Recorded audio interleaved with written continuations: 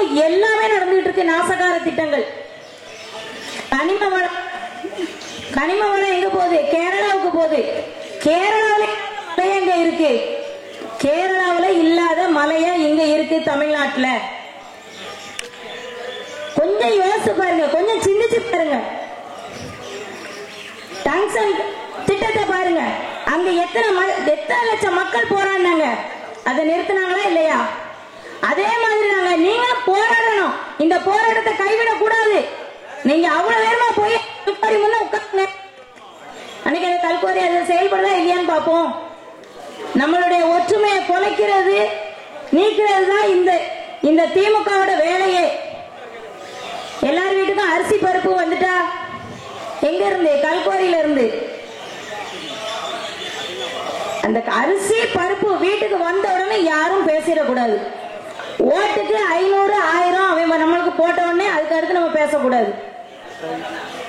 வாக்குக்கு 500 1000 வாங்கிட்டு வாக்குகளை செலுத்துதமே. 1 கிலோ ஆட்டுக்கறி என்ன விலை?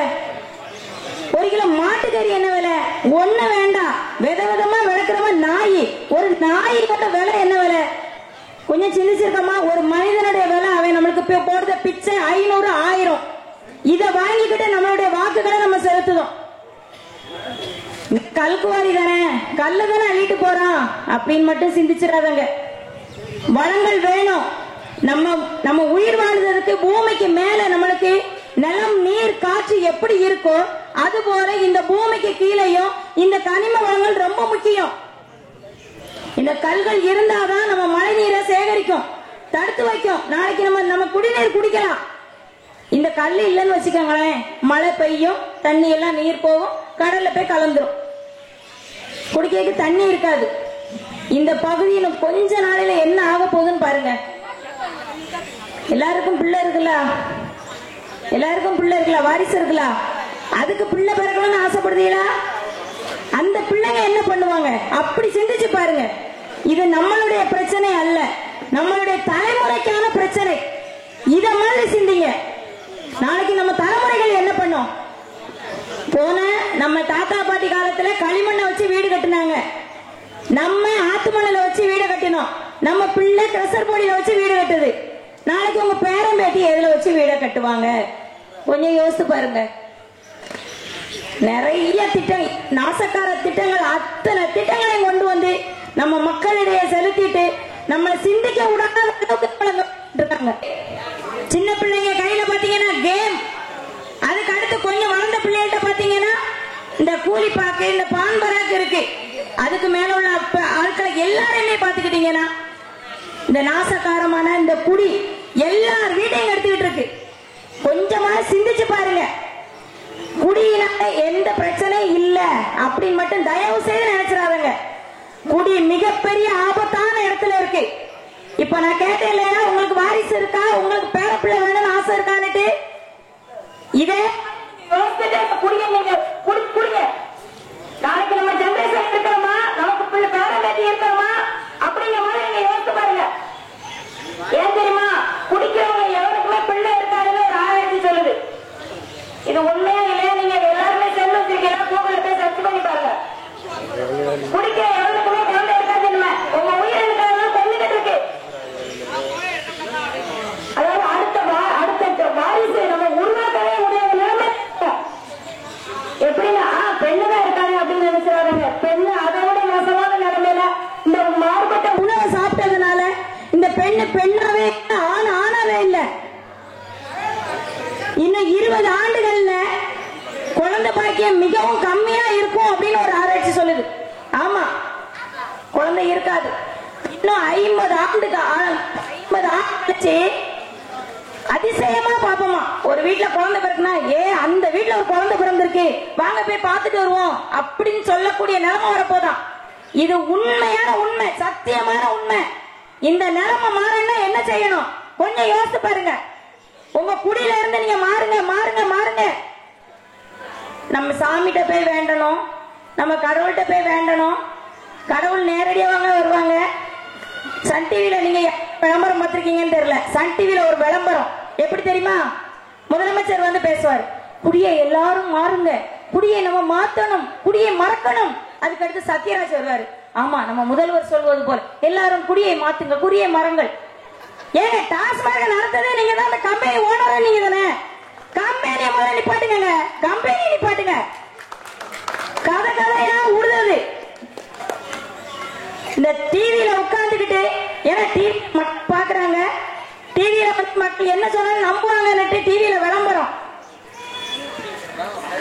இந்த டாஸ்மாக் கம்பெனியை நடத்துதே திமுகவும் அதிமுகவும் தான். இந்த ஆட்சி வரும்போது அந்த ஆட்சி சொல்றது, அந்த ஆட்சி வரும்போது இவங்க ஆட்சி சொல்றது. இதே வேலையை தான் அந்த ரெண்டு பேரும் வச்சிருக்காங்க. மிகப்பெரிய ஒரு அழிவை நோக்கி போய்கிட்டு இருக்கு இந்த குடி. இந்த வளங்கள் போயிட்டு இருக்கு. இங்கோடி மனிதனுடைய நலத்திட்டங்களை அழிச்சுக்கிட்டு இருக்கான், மனிதனை அழிச்சுக்கிட்டு இருக்கான், அவனுடைய வாரிசுகளை அழிச்சுக்கிட்டு இருக்கான். இன்னும் எத்தனை திட்டங்களை நாசமாக்கிக்கிட்டு இருக்கான். ஒண்ணு இல்ல, நான் இப்ப இதுல இருந்து பாத்துக்கிட்டே தான் பார்த்தேன். இதுல இந்த 2 கண்ணுக்குட்டி கிடக்கு. இந்த 2 கண்ணுக்குட்டி நாட்டு மாட்டு கண்ணுக்குட்டியா? கொஞ்சம் யோசித்து பாருங்க. எல்லாமே ஜெர்சி கெச்சப்பு. இந்த மாட்டுல உள்ள சாணியை எடுத்துட்டு போய் வீட்டுல போய் கரைச்சி நீங்க தொளிச்சு பாருங்களேன். உங்க வீட்டுல அப்படி கம கம கம கம செண்டு மாதிரி மணக்கும். ஆமா, அவ்வளவு வாசனை வருது அந்த சாணியில. நாட்டு மாடு வளர்த்து அந்த நாட்டு மாட்டுல அந்த பாலை குடிச்சு அந்த சாணியை வீட்டுல மொழுகுனாங்க. என்னது இருந்தது? ஆரோக்கியம் இருந்தது. இப்ப டைல்ஸ போட்டு வச்சிருக்கீங்க, கிரானைட்ட போட்டு வச்சிருக்கீங்க. கிரானைட்னால என்ன நடக்கு தெரியுமா? எல்லாரும் ஒரு வருஷம் 2 வருஷத்துல காலை சாச்சி சாச்சி நடக்க வேண்டியதான். இது உண்மையா இல்ல? நீங்க சிந்திச்சு பாருங்களேன். நான் என் அனுபவத்திலையும் சொல்லுதேன். இதை நான் உண்மையை நான் அறிஞ்சு நான் சொல்லுவேன். கிரானைட்ட போட்டதுனால கால் என்ன ஆகும்? மனிதன் நம்ம இறந்த உடனே எதுல நம்மளை கொண்டு வைக்காங்க? பாறையிலேயே கொண்டு வைக்காங்க, மண்ணுக்குள்ள தானே கொண்டு வைக்காங்க. மண்ணுக்குள்ள எதுக்கு கொண்டு வைக்காங்க? மண்ணுல விளையிறத நம்ம சாப்பிடுறோம், இந்த மண்ணுல தான் நம்ம நடக்கும். அப்ப இந்த மண்ணுக்கும் நமக்கும் ஒரே தொடர்பு இருக்கு. அந்த மண்ணுல கொண்டு வச்சாதான் நம்ம மக்குதோம். இந்த மண் எல்லாத்தையும் நாசமாக்கியாச்சு. எங்க தம்பி சொன்னார்ல, பெரியார் மண்ணு பெரியார் மண்ணுன்னு சொல்றாங்க. ஏன் இந்த ஒடக்கிற துளுக்கான்பட்டியில இருக்குது பெரியார் மண் இல்லையோ? இதுல பெரியார் மண் இல்லையோ? அந்த கல்லு ஏன் இவங்களுக்கு எல்லாம் வாசம் வர மாட்டேங்கி? இது பெரியார் மண்ணு தானே. கேரளாக்கு எப்படி கடத்திட்டு போகலாம் சொல்லுங்க. கேரளாவில இருந்து இங்க என்ன கழிவு? மருத்துவ கழிவு வருது. மருத்துவ கழிவு, கோழி கழிவு, கழிவுகள் போல இங்க வருது. இதெல்லாம் உண்மை. அதாவது நான் சொன்னேன்ல முதல்ல, சாவு வீட்டுக்கு போயிட்டு என்ன சொல்லி அழனே தெரியலன்ட்டு, என்ன சொல்லனே தெரியலங்க. அவ்வளவுமே இங்க நாசக்கார திட்டம். எங்க மனசுக்குள்ள அவ்வளவு பாரத்தோட நாங்க இருக்கோம். என்ன சொல்லனே தெரியல. நீங்க கொஞ்சமாவது மாறுங்க. நாம் தமிழர் கட்சி இவ்வளவு இத்தனை ஆண்டுகள் காலமாக தனிச்சு நிக்கு, யாரு கூட கை நிக்கல. நம்ம தமிழ மத்திய அரசு கூட நிக்கல, மாநில அரசு கூட கை கோர்த்து நிக்கல. கை கோர்த்துன்னா எப்பவுமே கமிஷன் ஆகிட்டு நம்ம தூர போயிருக்கலாம். இந்த கூட்டங்கள் எல்லாம் நாங்க 500-1000 கூட்டிட்டு வந்த கூட்டங்கள் அல்ல. நம்மளுக்கு ஒரு பிரச்சனைனா இப்ப எப்படி இருக்கும், இதே மாதிரி தமிழ்நாடு முழுசும் பிரச்சனை நடக்கு. மருத்துவம் எல்லார் வீட்லயும் என்ன இருக்கோ இல்லையோ, எல்லார் வீட்லயும் மாத்திரை இருக்கு. நீங்க சொல்லுங்க, உங்க மனசை தொட்டு சொல்லுங்க. எல்லார் வீட்லயும் என்ன இருக்கு? சோறு இருக்கோ இல்லையோங்க, மாத்திரை இருக்கா இல்லையா? ரீசார்ஜ் பண்ண ஒரு செல்ல ரீசார்ஜ் பண்ணதுக்கு நம்ம நாள் தவறுதமோ இல்லையோ, அந்த மாத்திரையை வாங்குறதுக்கு நாள் தவற மாட்டோம். அந்த அளவுக்கு நம்ம ஆக்கி வச்சிருக்காங்க. தூய குடிநீர் கிடையாது. லண்டன்ல பாத்தீங்கன்னா, இங்கிலாந்துல பாத்தீங்கன்னா 36 மாடி வரைக்கும் கட்டிடம் இருக்கு.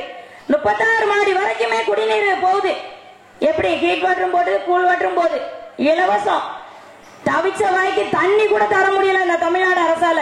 இப்படி அள்ளிக்கிட்டு இருந்தாங்கன்னா தண்ணி எப்படி தர முடியும்? ஆனா இந்த நம்மளுக்கு தண்ணிக்கு வரி வச்சு வரி கட்டிக்கிட்டு இருக்கோம் தண்ணிக்கு. ஆனா பெப்சிக்காரனும் கொக்கோ கோலாக்காரனும் அங்கூட அள்ளிக்கிட்டு போறோம் தண்ணிய. லட்சம் லிட்டரா தண்ணி போய்கிட்டு இருக்கு. எதை பத்தியும் சிந்திச்சிடக்கூடாது. இந்த தமிழ்நாடு மக்கள் எதை பத்தியும் சிந்திச்சிடக்கூடாது. செல்லுல பார்க்கணும், ஷார்ட்ஸ் பார்க்கணும், கேம் பார்க்கணும். இதை தவிர வேற எதையுமே சிந்திச்சிடக்கூடாது. தயவு செய்து சிந்திங்க, தயவு செய்து சிந்திங்க. நம்மளுடைய வாழ்க்கை மிகவும் மோசமா போய்கிட்டு இருக்கு. எங்கேயோ இருக்காரு எங்க அண்ணன், எங்க அருணாச்சல அண்ணன். அவர் அருணாண்ணேன்னு கூப்பிடுறாங்க. பாம்பேல இருக்காங்க. பாம்பேல இருந்து வருடத்துல ஒரு முறை தான் அந்த ஊருக்கு வராங்க. ஆனா அந்த அண்ணன் அந்த கூட்டத்தை ஏற்பட்டிருக்காரு. ஏன் தெரியுமா? ஏன் தெரியுமா? அவர் வருஷத்துல ஒரு முறை அங்க வந்துட்டு போறதே அவர் இவ்வளவு பாதிப்பு அவர் மனசுல. ஏன் தெரியுமா? நம்ம அங்க வாழ்ந்துட்டு சம்பாத்தியம் பண்ணிட்டு நாளைக்கு நம்ம வீட்டுக்கு வரும்போது இந்த ஊர் இருக்குமா இல்லைன்னா எனக்கு தெரியலையே அப்படின்னு அவருடைய மன கொதிக்கு. இதே மாதிரி நீங்களும் சிந்திங்க. எங்கேயோ வாழ்ந்தாங்க. சாமி சாமி பூமியே எங்கள் சாமி. இந்த சாமியை நீங்க நேரில் பார்த்திருக்கீங்களா ஐயா? அதாவது உங்களுக்கு ஒரு பணம் தேவைப்படுது, ஒரு உதவி தேவைப்படுதுன்னா நீங்க உடனே உங்க வீட்டுல இருக்க சாமியை நீங்க வணங்குவீங்க. எனக்கு எப்படியாவது எனக்கு உதவி வேணும், எனக்கு எப்படியாவது சாமியே எனக்கு கண் தரன்னுட்டு. ஆனா எப்படி வரும் உதவி? எப்படி வரும்? யார் மூலியமா தான் வரும். கடவுள் நேரடியாக வந்து கொடுப்பாரு. அதே மாதிரிதான் உங்களுடைய வாழ்க்கையில் உங்களுடைய எல்லா திட்டத்திலையுமே உங்களுடைய வாழ்க்கை எல்லா இதுலயுமே இந்த நாம் தமிழர் கட்சி மட்டும்தான் இருக்கு. கடைசி வாய்ப்பு கடவுள் உங்களுக்கு தந்திருக்க கடைசி வாய்ப்பு இந்த நாம் தமிழர் கட்சி. கொஞ்சம் சிந்திச்சு பாருங்க. இலவசம் முழுமையாக இதுல அகற்றப்படுது. நாங்க கொடுக்கிற இலவசம், தூய குடிநீர், தூய மருத்துவம், தரமான கல்வி இருக்கான்னு பாருங்க. தரமான கல்வி இருக்கா? உங்க பிள்ளை என் பிள்ளை ஒரே பள்ளிக்கூடத்துல படிக்கா? இருக்கிறவன் பிள்ளை ஒரு பள்ளிக்கூடத்துல, இல்லாதவன் பிள்ளை ஒரு பள்ளிக்கூடத்துல. மருத்துவம் எப்படி நடந்துகிட்டு இருக்கு? முதலமைச்சர் எங்க மருத்துவம் பார்த்துட்டு இருக்காரு? நம்ம ஐக்ரோன்ல வராரு. நம்ம ஐக்ரோன்ல வந்து மருத்துவம் பார்த்துட்டு இருக்காரு. வேற ஒண்ணு இல்ல. எங்க ஊர்ல அறிவாலயம் நேற்று திறந்தாங்க. அறிவே இல்லாத ஆலயத்தை திறக்கிறதுக்கு பேர் தான் அறிவாலயம். அதை திறக்கிறதுக்கு நம்ம அக்கா எம்பி அக்கா கனிமொழி அக்கா வந்தா ஒரு வாரத்துக்கு முன்னாடி அந்த எங்க ஊருக்கு வருவோம்ல, எங்க ஊர்ல எங்க பேரூராட்சியில ஒரு சாலையை பிச்சு போட்டிருக்காங்க. கிட்டத்தட்ட 5 மாதம் ஆகுது. இன்னும் அதை சரி பண்ணல. அவ்வளவு மக்கள் கஷ்டப்பட்டு போய்கிட்டு இருக்காங்க. அந்த சாலை வழியோடு அந்த அக்காவை கூட்டிட்டு வரல. இங்கோடி ஒரு சாலையை போட்டு சாலை இருக்கு, அதை வந்து தயார் பண்ணுதாங்க. சைடுல முள்ளு எல்லாம் தட்டுமா அந்த அக்கா கார்ல. அதனால சைடெல்லாம் கிளீன் பண்ணி அந்த அக்காவை கூட்டிட்டு வராங்க. வந்து திறந்து வைக்கிறாங்க. தெருவெல்லாம் வாழை மரம். யாரு என்ன நடக்குங்க? முதல்ல நம்ம காமராஜர் ஐயா எப்படி ஐயா இருந்தாரு? காமராஜர் ஐயா நம்ம வரும்போதெல்லாம் எனக்கு எப்படி ஆரவார தோரணம் வேணும் நான் கேட்டாரு இல்லையே. நம்ம ஐயாவை எப்படி சாதிக்க அடைச்சி வச்சிருக்காங்களோ அதே மாதிரிதான் நம்மளையும் அடைச்சி வச்சிருக்காங்க. மதத்துக்கு அடைச்சி வச்சிருக்காங்க. இது உண்மை. இது 100க்கு 100 உண்மை. நம்மளை சிந்திக்க விட. நீ நாடாரு, தேவரு, நீ கோனாரு, நீ செட்டியாரு, சாதி வெறிய தூண்டி வச்சிருக்காங்க. ஏன் இந்த இதுல தேவர் காத்து, இதுல மூச்சு காத்து, இதுல வந்தா நம்ம மூச்சு விட மாட்டோமோ? கோனார் காத்து இதுல மூச்சு விட்டுட்டு தானே அந்த ரோட்ல போவாரு. நம்ம மூச்சு காத்துக்குள்ள தானே வரப்போகுது. அது கொஞ்சமா சிந்திங்க. நம்மள சமூக பேர்ல பிரிச்சு வச்சிருக்காங்க. மிகவும் நாசக்கார திட்டங்கள் இன்னுமே நடந்துகிட்டே இருக்கு. சிந்திச்சு பாருங்க. என் தம்பி பனைமரத்தை பத்தி பேசினாரு. பனைமரம்னாலே நாடார் மரம் கூடிய அளவுக்கு அந்த மரத்தையே வேலி போட்டு அடைச்சு வச்சுட்டான். எதுக்கு தெரியுமா? பனையை வந்து நாடார் தான் ஏறணும்னுட்டு. இப்ப என்ன நடந்துகிட்டு இருக்கு தெரியுமா? சாராயத்துக்கு தடை இல்ல, ஆனா கல்லுக்கு தடை இருக்கு. கல்லுக்கு எப்படி தடை இருக்கு? ஏன்னா கல்ல குடிச்சிட்டோம்னு வச்சுக்காங்களேன், டாஸ்மார்க் விற்பனை நடக்காது இல்லையா? அதனால கல்லுக்கு தடை இருக்கு. கல்லுக்கு தடை. கல்ல குடிச்சு சிறந்தவன் இருக்கானா எங்கேயாவது? நீங்க காட்டுங்களேன். இதுக்கு முன்னாடி எங்க அம்மா சொல்லுதாவே, எங்க எல்லாம் நாங்க பிள்ளை பிறந்த உடனே எங்களுக்கு கல்லுதாமா கொண்டாந்துருவாங்க. 40 நாள் நாங்க கல்லுதான் குடிப்போங்க. அதுல பலன் இருந்தது, உயிர் இருந்தது. இப்ப இருக்கா? திமுக இதுல திமுக காரங்க, அதிமுக காரங்க, நீங்க இந்த ஊர்ல உள்ளவங்க யாராவது இருந்தீங்கன்னா, எங்க திமுக காரங்க நடத்துற கம்பெனி, நீ பிள்ளை பெற்றிருக்க அதனால 2 குவார்டர் குடி அப்படின்னு கொண்டாந்து குடிப்பீங்களா? நீங்க குடிப்பீங்களா? நம்ம கொடுக்கறாங்க கண்ணு. நம்ம ஏன் கண்ணு கொண்டாத? நம்ம பானம் சொல்லுவோம், பனம்பால், தென்னம்பால் அப்படி சொல்லுவோம். அது ஒரு உணவு வகையை சார்ந்தது தானே. ஏன் அதுக்கு தடை இருக்கு? கொஞ்சம் சிந்திச்சு பாருங்க. நான் தான் சொல்லுறேன், என் வீட்டுக்கு போனா என்ன சொல்லி அழகு தெரியலன்னுட்டு. அதே நிலைமை தான் இங்கேயும். மருத்துவம் கிடையாது, குடிநீர் கிடையாது, வாழ்வாதாரத்துக்கான எந்த திட்டமும் கிடையாது, நம்ம வாழ்க்கையே கிடையாதுங்க. நம்ம பெண்களை எடுத்துக்கிடுவோமே, தலையில இருந்து உள்ளங்கால இருந்து உச்சந்தால வரைக்கும் நம்ம பெண்கள் என்னென்ன பாதிப்புக்கு உள்ளாயிருக்கோங்கிறது இங்க இருக்க பெண்கள் அனைவருக்குமே தெரிஞ்சிருக்கும். பருவமடைஞ்ச பெண்கள்ல இருந்து வயோதிப நம்ம அம்மா வரைக்கும் எல்லாருக்கும் தெரிஞ்சிருக்கும் என்னென்ன பாதிப்புன்னுட்டு. இங்க பாருங்க, முடி நம்ம இதுக்கு முன்ன இங்க இருந்து இங்க வர விட்டுருப்போம் முடி. இப்ப ஏன் முடி இல்ல? ஆண்களுக்கு ஏன் முடி இல்ல? கொஞ்சம் யோசிச்சு பாருங்க. இது எதனால போகுது தெரியுமா? நம்ம இந்த விளம்பரம் பார்த்து பார்த்து சேம்ப கண்ட கதையெல்லாம் தலைய தைக்கோம்னா கார்பரேட் கம்பெனி தேய்ச்சி தேய்ச்சி நம்ம முடிகள் இல்ல. ஆரோக்கியமான உணவு சாப்பிடாதனால நமக்கு ஆரோக்கியம் இல்ல, ஆரோக்கியமும் இல்ல. நம்ம நல்ல உணவும் கிடையாது. அதனால எல்லாமே நம்மளுக்கு இந்த பெண்கள் எல்லாமே பாதிக்கப்பட்டு இருக்காங்க. கர்ப்பப்பை பிரச்சனையில இருந்து எல்லா பிரச்சனையிலும் பெண்கள் பாதிக்கப்பட்டு இருக்காங்க. எங்க வீட்டுல வந்து எங்க வீட்டுக்காரர் வந்து மாட்டுக்கு சென ஊசி போடுவாரு. என்னையா நீங்க நாம் தமிழரை வச்சு பேசிட்டு இது என்ன நீங்க கருத்தரித்தல் பட்டு சொல்லுதீங்கன்னு சிந்திச்சிடாதங்க. ஏன்னா நீங்க நம்ம யாருமே வந்து காளை வளர்க்கறது இல்ல. நாட்டு மாட்டு காளை யாராவது வளர்க்கிறோமா? காளை வளர்க்கல. ஆனா எங்க வீட்டுக்காரரு அந்த நாட்டு இனங்கள்ல உள்ள அந்த அததான் அவர் வந்து கருத்தரித்தலுக்கான ஊசியை போட்டுக்கிட்டு இருக்காரு. அப்போ ஒரு மருத்துவர் எங்களுக்கு வந்து அமெரிக்காவில இருந்து இங்க வந்திருந்தாரு. அவரு வேற ஒரு வேலையை வந்திருந்தாரு. இங்க வந்த இடத்துல அவர் எங்க வீட்டுல உட்கார்ந்து இருந்தாரு. அப்போ அதை பார்த்துட்டு சொன்னாரு, அண்ணே நீங்களும் நானும் ஒரே வேலைதான் பாக்குறோம்னு நினைக்கேன் அப்படின்னாரு. அப்ப என்னையா நீங்க இப்படி சொல்லுவீங்க, நீங்க பெரிய மருத்துவர்லா அப்படின்னு சொன்னோடனே, ஆமாண்ணே நீங்க வந்து மாட்டுக்கு சென ஊசி போடுறீங்க, நான் மனுஷனுக்கு சென ஊசி போடுறேனே, அவ்வளவுதானே உங்களுக்கு எனக்கு உள்ள வித்தியாசம்னாரு. இவர் ஒரு மாட்டுக்கு ஊசியை போட்டு 1000 ரூபாய் வாங்குவாரு. அவர்கிட்ட கேட்கும், அண்ணே உங்க தொழிலும் என் தொழிலும் ஒன்னா நீங்க ரூபா நிறையலாம் வாங்குதேன்ட்டு. ஆமாண்ணே, அதாவது அரசாங்கத்தால் நிர்ணயிக்கப்பட்ட தொகையே ஒரு கருத்தரித்தலுக்கு 3 to 5 லட்சமா நிர்ணயிக்கப்பட்ட தொகை. ஆமா எங்க பிள்ளை வேணும்னா அதான் கதை போலுக்கு. அவர் சொல்றாரு, அண்ணே இப்ப கூட நாங்க வந்து இந்த குழந்தை இல்ல அப்படின்னா அந்த ஆண்டை எடுத்து நாங்க பெண்ணில செலுத்தி எப்படியோ ஒரு குழந்தைய உருவாக்கிருந்தோம்.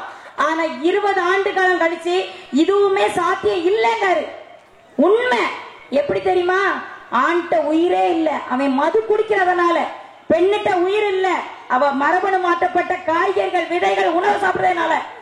நம்ம இந்த உயிரணுக்கள் போய் அந்த கர்ப்பப்பையில ஒட்டணும் அப்படின்னா அதுல ஒரு திரவம் சுரக்கணுமா.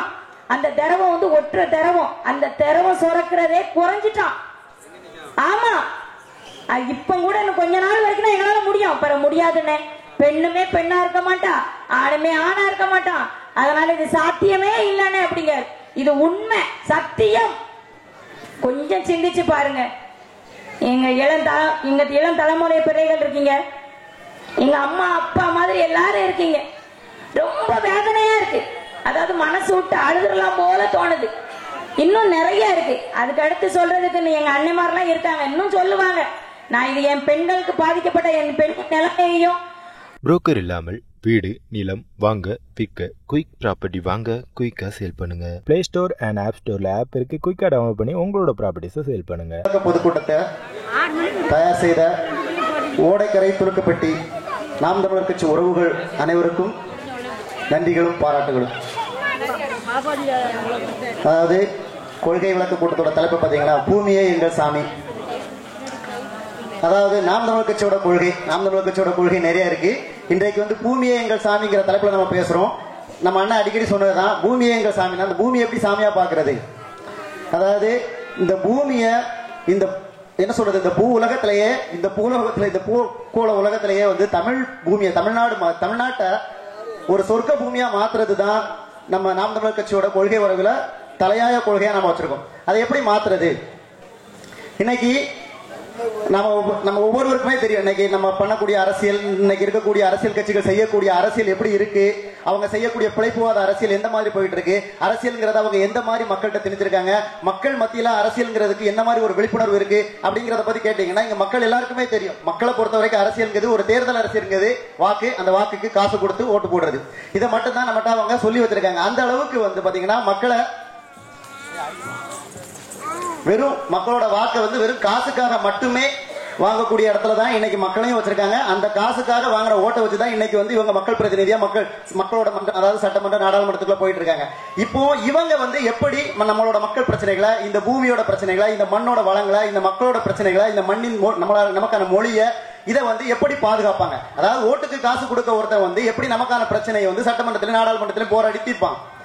அப்போ இதை நாம வந்து கண்டிப்பாக உணரணும். ஏன்னா இன்னைக்கு வந்து சட்டமன்றத்துக்குள்ள நாடாளுமன்றத்துக்குள்ள போகக்கூடிய மக்கள் பிரதிநிதியை நீங்க பாத்தீங்கன்னா அவங்க எப்படி இருக்கிறாங்க? அவங்க மக்கள் பிரதிநிதின்னு சொல்ல முடியுமா நம்மளால?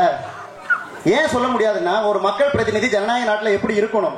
மக்களுக்கான தேவைகளை அறிந்து மக்களுக்கான பிரச்சனைகளுக்கான தீர்வு வந்து தன்னோட பிரச்சனைக்கான தீர்வா நினைச்சு போராடக்கூடிய எண்ணம் உள்ளவன் வந்து சட்டமன்றத்துக்குள்ள நாடாளுமன்றத்துக்குள்ளே போனாங்கன்னா அவன் கண்டிப்பா மக்களுக்கான பிரச்சனையை தீர்ப்பாங்க. அதை தீர்க்கிறதுக்கான முழு முயற்சி எடுப்பாங்க. இல்லாத பட்சத்தில் அவங்க என்ன செய்வாங்க? ஆளுங்கட்சியா இருந்தா என்ன பண்ணுவாங்க அப்படின்னாக்கி ஆளுநரோட தேநீர் விருந்த புறக்கணிப்பாங்க. எதிர்கட்சியா இருந்தா அவன் சட்டையை கழிச்சுக்கிட்டே வெளிநடை பண்ணுவாங்க. இவ்வளவுதான் அவங்களோட மக்கள் பிரச்சனைக்கான தீர்வு. இதை நம்ம ஒவ்வொருத்தரும் பார்த்துக்கிட்டு தான் இருக்கும். அப்போ உண்மையிலேயே எங்க மக்கள் பிரச்சனைக்கு எப்படித்தான் தீர்வு காண்றது? அப்போ இங்க நாம தான் உணரணும், மக்கள் உணரணும். அதாவது நாங்க நாம் தமிழர் கட்சி வந்து தமிழ்நாடு முழுக்க இருக்கக்கூடிய மக்கள் பிரச்சனை ஒவ்வொன்றையும் ஒவ்வொரு வீடு ஒவ்வொரு கிராமமும் போய் அவங்களோட பிரச்சனைகள் என்ன, அந்த பிரச்சனைகளுக்கான தீர்வு எப்படி அப்படின்னு சொல்லி மக்களோட மக்களா நின்று மக்களுக்கு தோள் கொடுத்து அவங்க பிரச்சனைகள் தீர்ற வரைக்கும், அதாவது நாங்க அதிகாரத்துல இருந்தா எப்படி தீர்ப்போங்கிறதையும் சொல்லியிருக்கோம். அதிகாரத்துல இல்லைன்னா நம்ம எப்படி என்ன செய்ய முடியும், சட்டபூர்வமா நம்ம எப்படி போராடி தீர்க்க முடியுங்கிறத வந்து தமிழ்நாடு முழுக்க நம்ம காட்டியிருக்கோம். இன்னைக்கு 8 வழிச்சாலை பிரச்சனையா இருக்கட்டும், பரந்தூர் விமான நிலையம் பிரச்சனையா இருக்கட்டும், இன்னைக்கு டங்ஸ்டன் சுரங்க ஆலைய பிரச்சனையா இருக்கட்டும், அத்தனை பிரச்சனைகளையும் இன்னைக்கு இந்த அத்தனை பிரச்சனைகளையும் வந்து எதிர்க்கட்சியா இருக்கும்போது இந்த திராவிட முன்னேற்ற கழகம் என்ன செஞ்சாங்க, எந்த மாதிரி அறிக்கை விட்டாங்க? இந்த நீட் பிரச்சனையா இருக்கட்டும், காவேரி பிரச்சனையா இருக்கட்டும், இங்க இருக்கக்கூடிய கனிம வள கடத்தல் பிரச்சனையா இருக்கட்டும், என்ன சொன்னாங்க? அத்தனை பிரச்சனைகளையும் நாங்க வந்தா தீர்ப்போம், நாங்க வந்தா இப்படி பண்ணுவோம், நீட் தேர்வு ரத்துங்கிறதா எங்களோட முதல் கையெழுத்தா இருக்கும், அப்படி இப்படி ஆச்சு பூச்சி அக்கறை புக்கறாங்க. இன்னைக்கு தமிழ்நாட்டில் அவங்க எப்படி இருக்காங்க? எவ்வளவு பலத்தோட இருக்காங்க? சட்டமன்றத்துக்குள்ள தனிப்பெரும்பான்மையோட இருக்காங்க. நாடாளுமன்றத்துக்குள்ள 40க்கு 40 வாங்கி போயிருக்காங்க. சொல்ல போனா தமிழ்நாடு ஒட்டுமொத்த தமிழ்நாடுமே அவங்க கையில தான் இருக்கு. ஆனா அவங்க சொன்ன எதையாச்சு நிறைவேற்றிருக்காங்களா? மக்கள் விரோத திட்டங்களை ஏதாவது தடுத்திருக்காங்களா? மக்கள் நல திட்டங்களை ஏதாவது செயல்படுத்திருக்காங்களா? நம்ம அவங்க ஆட்சிக்கு வரும்போது இங்க தமிழ்நாட்டோட கஜானா வந்து 4 லட்சம் கோடி கடன்ல இருந்து இன்னைக்கு 10 லட்சம் கோடி கடனா இருக்கு. இது மட்டும் தான் அவங்க செஞ்சது. ஆனா இன்னைக்கும் கேட்டா கூட நீட் தேர்வு ரத்து பண்ணுங்கன்னு சொன்னீங்களே, என்ன பண்ணீங்க அப்படின்னு கேட்டா அது மத்திய அரசு கையில இருக்கு. கச்சத்தீவை மீட்போம் சொன்னீங்களா, அது என்ன பண்ணீங்கன்னா அது மத்திய அரசோட கையில இருக்கு. எய்ம்ஸ் ஹாஸ்பிட்டல் ஓபன் பண்ணுவேன்னு சொன்னீங்களா, அது என்னாச்சுன்னா அது மத்திய அரசு கையில இருக்கு. அப்போ நீ எதுக்கு இருக்க?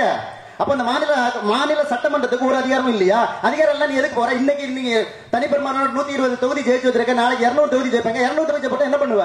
இதே தானே பண்ண போற? இதே மத்திய அரசு இருக்குதான் சொல்ல போற. அப்போ உன்னால என்ன பண்ண முடியும்?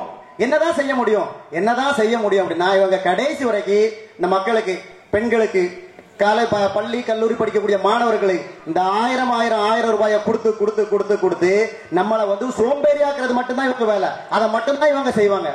அப்போ நாம இங்க புரிஞ்சுக்கணும், இந்த 1000 ரூபாய் எங்க இருந்து வருது?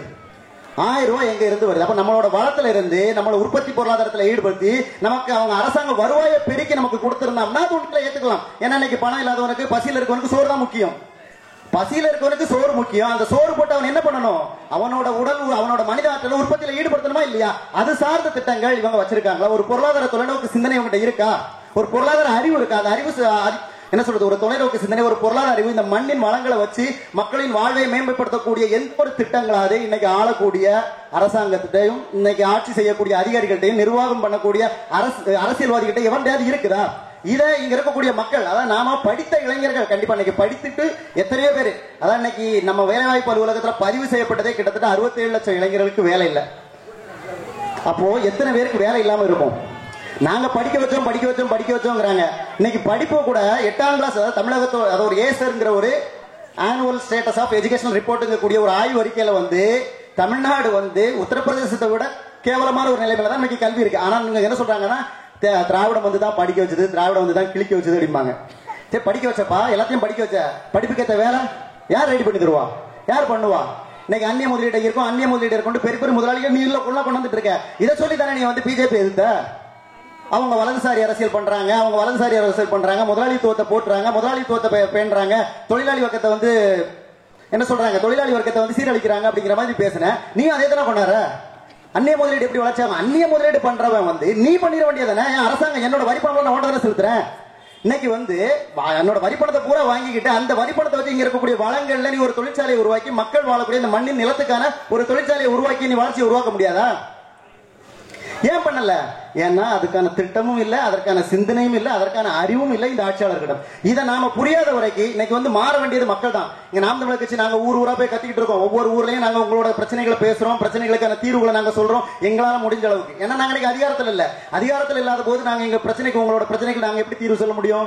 சட்டத்தின் மூலமா தான். அப்போ சட்டத்தின் மூலமா நாங்க போராடக்கூடிய நாங்க நாளைக்கு சட்டமன்றத்துக்குள்ள, நாடாளுமன்றத்துக்குள்ள போனா எப்படி போராடுவோம்? உங்களை வெளியில போராட வேண்டிய நிலைமையே இருக்காது. இன்னைக்கு இந்த மாதிரி அங்கங்க போராட்டம், ஆர்ப்பாட்டம் பண்ணக்கூடிய நிலைமை நாம் தமிழர் கட்சி சட்டமன்றத்துக்குள்ளே, நாடாளுமன்றத்துக்குள்ளே போனா கண்டிப்பா நீங்க போராட வேண்டிய நிலைமை இருக்காது. நாங்க சட்டை கழிச்சு போட்டு வெளியில வர மாட்டோம். ஆட்சியாளர்கள் சட்டை கழிச்சு போட்டு வெளியில வரக்கூடிய சூழல் உருவாக்குவோம். புரியுதுங்களா? அப்போ இங்க வந்து நீங்க இங்க மாற வேண்டியது மக்கள் தான், செய்ய வேண்டியது மக்கள் புரட்சி. இன்னைக்கு சொன்னாங்க அண்ணா ஏற்கனவே சொல்லிட்டாரு, டங்ஸ்டன் சுரங்க இதை வந்து ரத்து பண்ணிருக்காங்க. அது வந்து மக்கள் தன்னெழுச்சியா ஏற்படுத்துற புரட்சியின் மூலமா கிடைச்ச ஒரு விளைவு. இதே மாதிரி ஜல்லிக்கட்டு புரட்சி, இதெல்லாம் எல்லா புரட்சி இருக்கு. இன்னைக்கு 8 வழிச்சாலை பரந்தூர் மாநிலத்துக்கு இன்னைக்கு போராடிட்டு இருக்காங்க.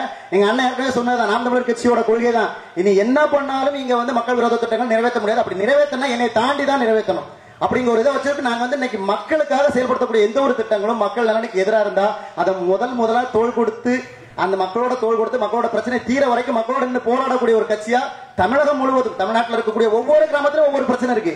அத்தனை வரைக்கும் தமிழ்நாடு முழுக்க இருக்கக்கூடிய நாம் தமிழர் கட்சி போராடிட்டு தான் இருக்கு, போராடிக்கிட்டே இருக்கும். எங்களை கடைசி வரைக்கும் நீங்க போராட வைக்காதீங்கிறதுதான் எங்களோட தாழ்மையான வேண்டுகோள்.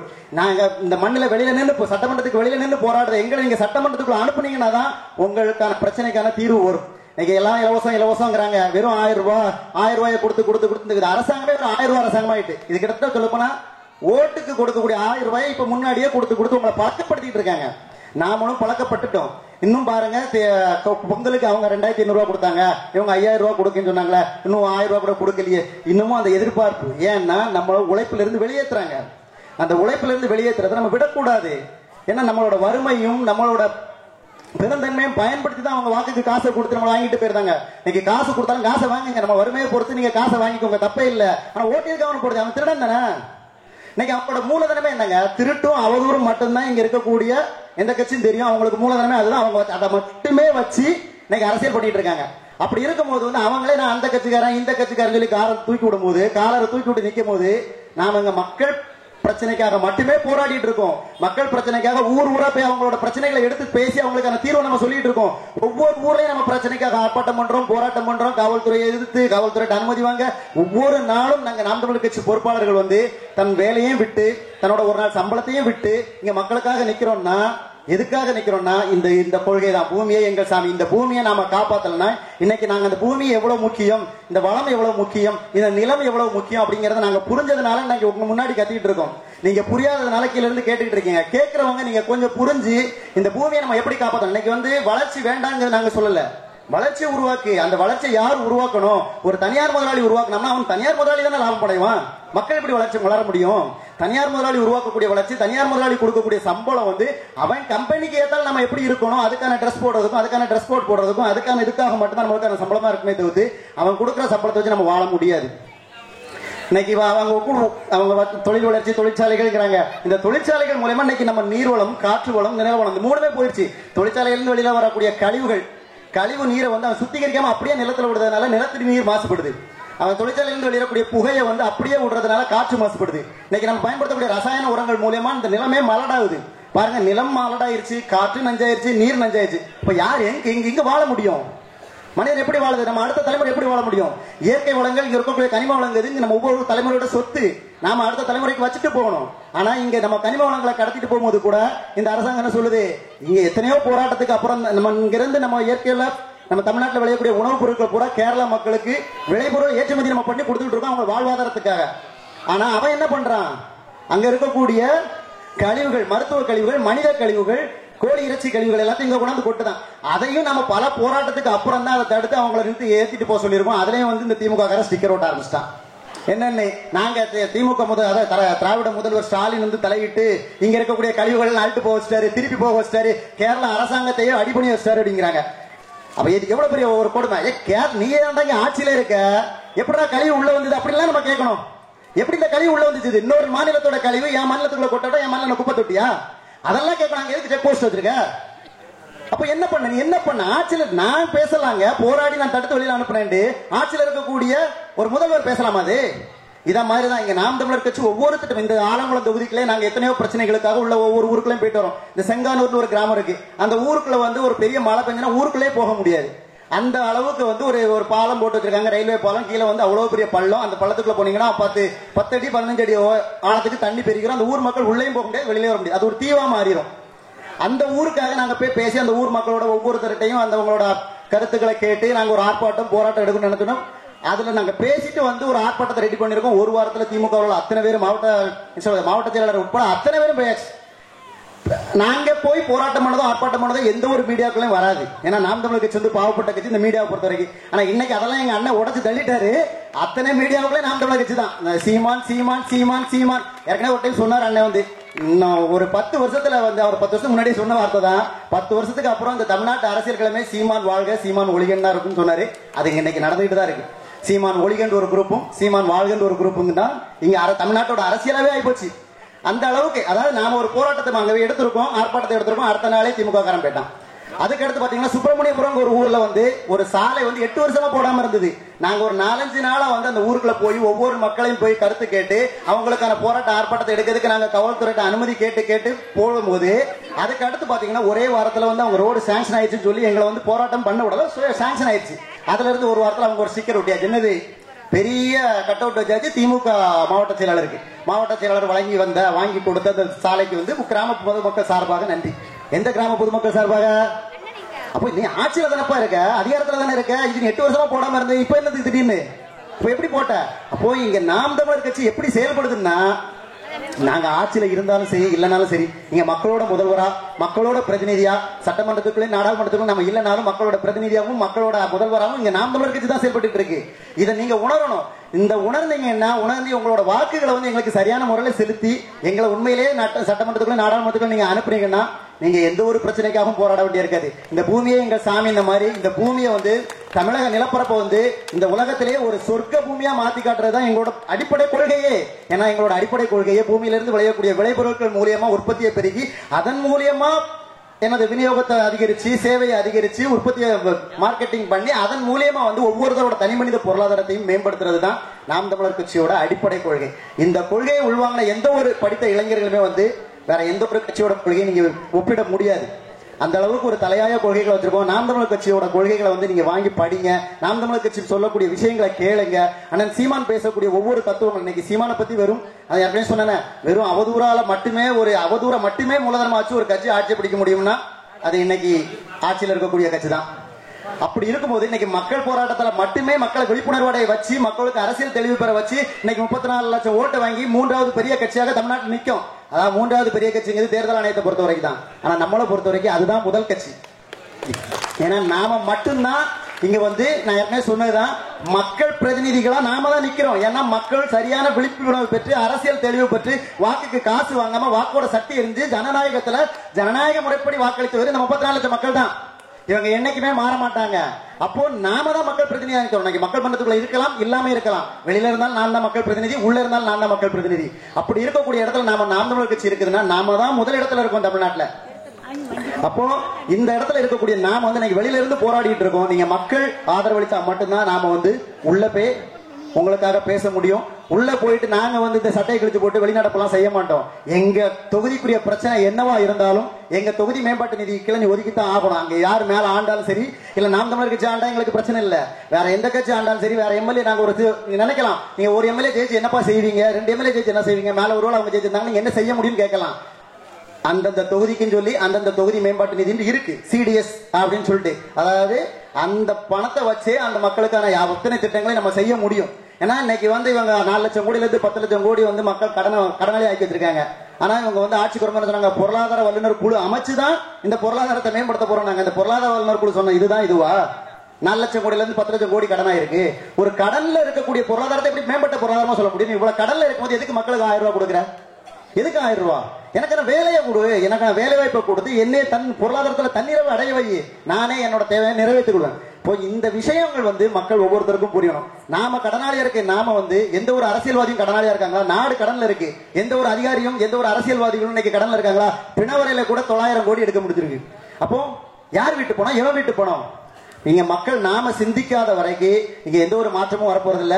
இங்க நாம் தமிழர் கட்சின்னு ஒரு கட்சி உருவாகி ஒரு தனித்துவமான ஒரு தத்துவம் நிறைந்த பொருளாதார சிந்தனை உள்ள ஒரு தொலைநோக்கு அறிவோட நாங்க வந்து இந்த அரசியல் களத்தை அணுகுறோம். மக்களாகிய நீங்கள் வந்து எங்களுக்கு கண்டிப்பா வந்து ஆதரவளிச்சு எங்களை வலிமையடை செஞ்சீங்கன்னா நீங்க வந்து உங்களோட பொருளாதாரத்திலே உங்களோட பொருளாதாரத்துல தன்னிறைவு அடைய முடியுங்கிறத எங்களால் நிரூபிக்க முடியும், எங்களால் அதை செஞ்சு காட்ட முடியும்.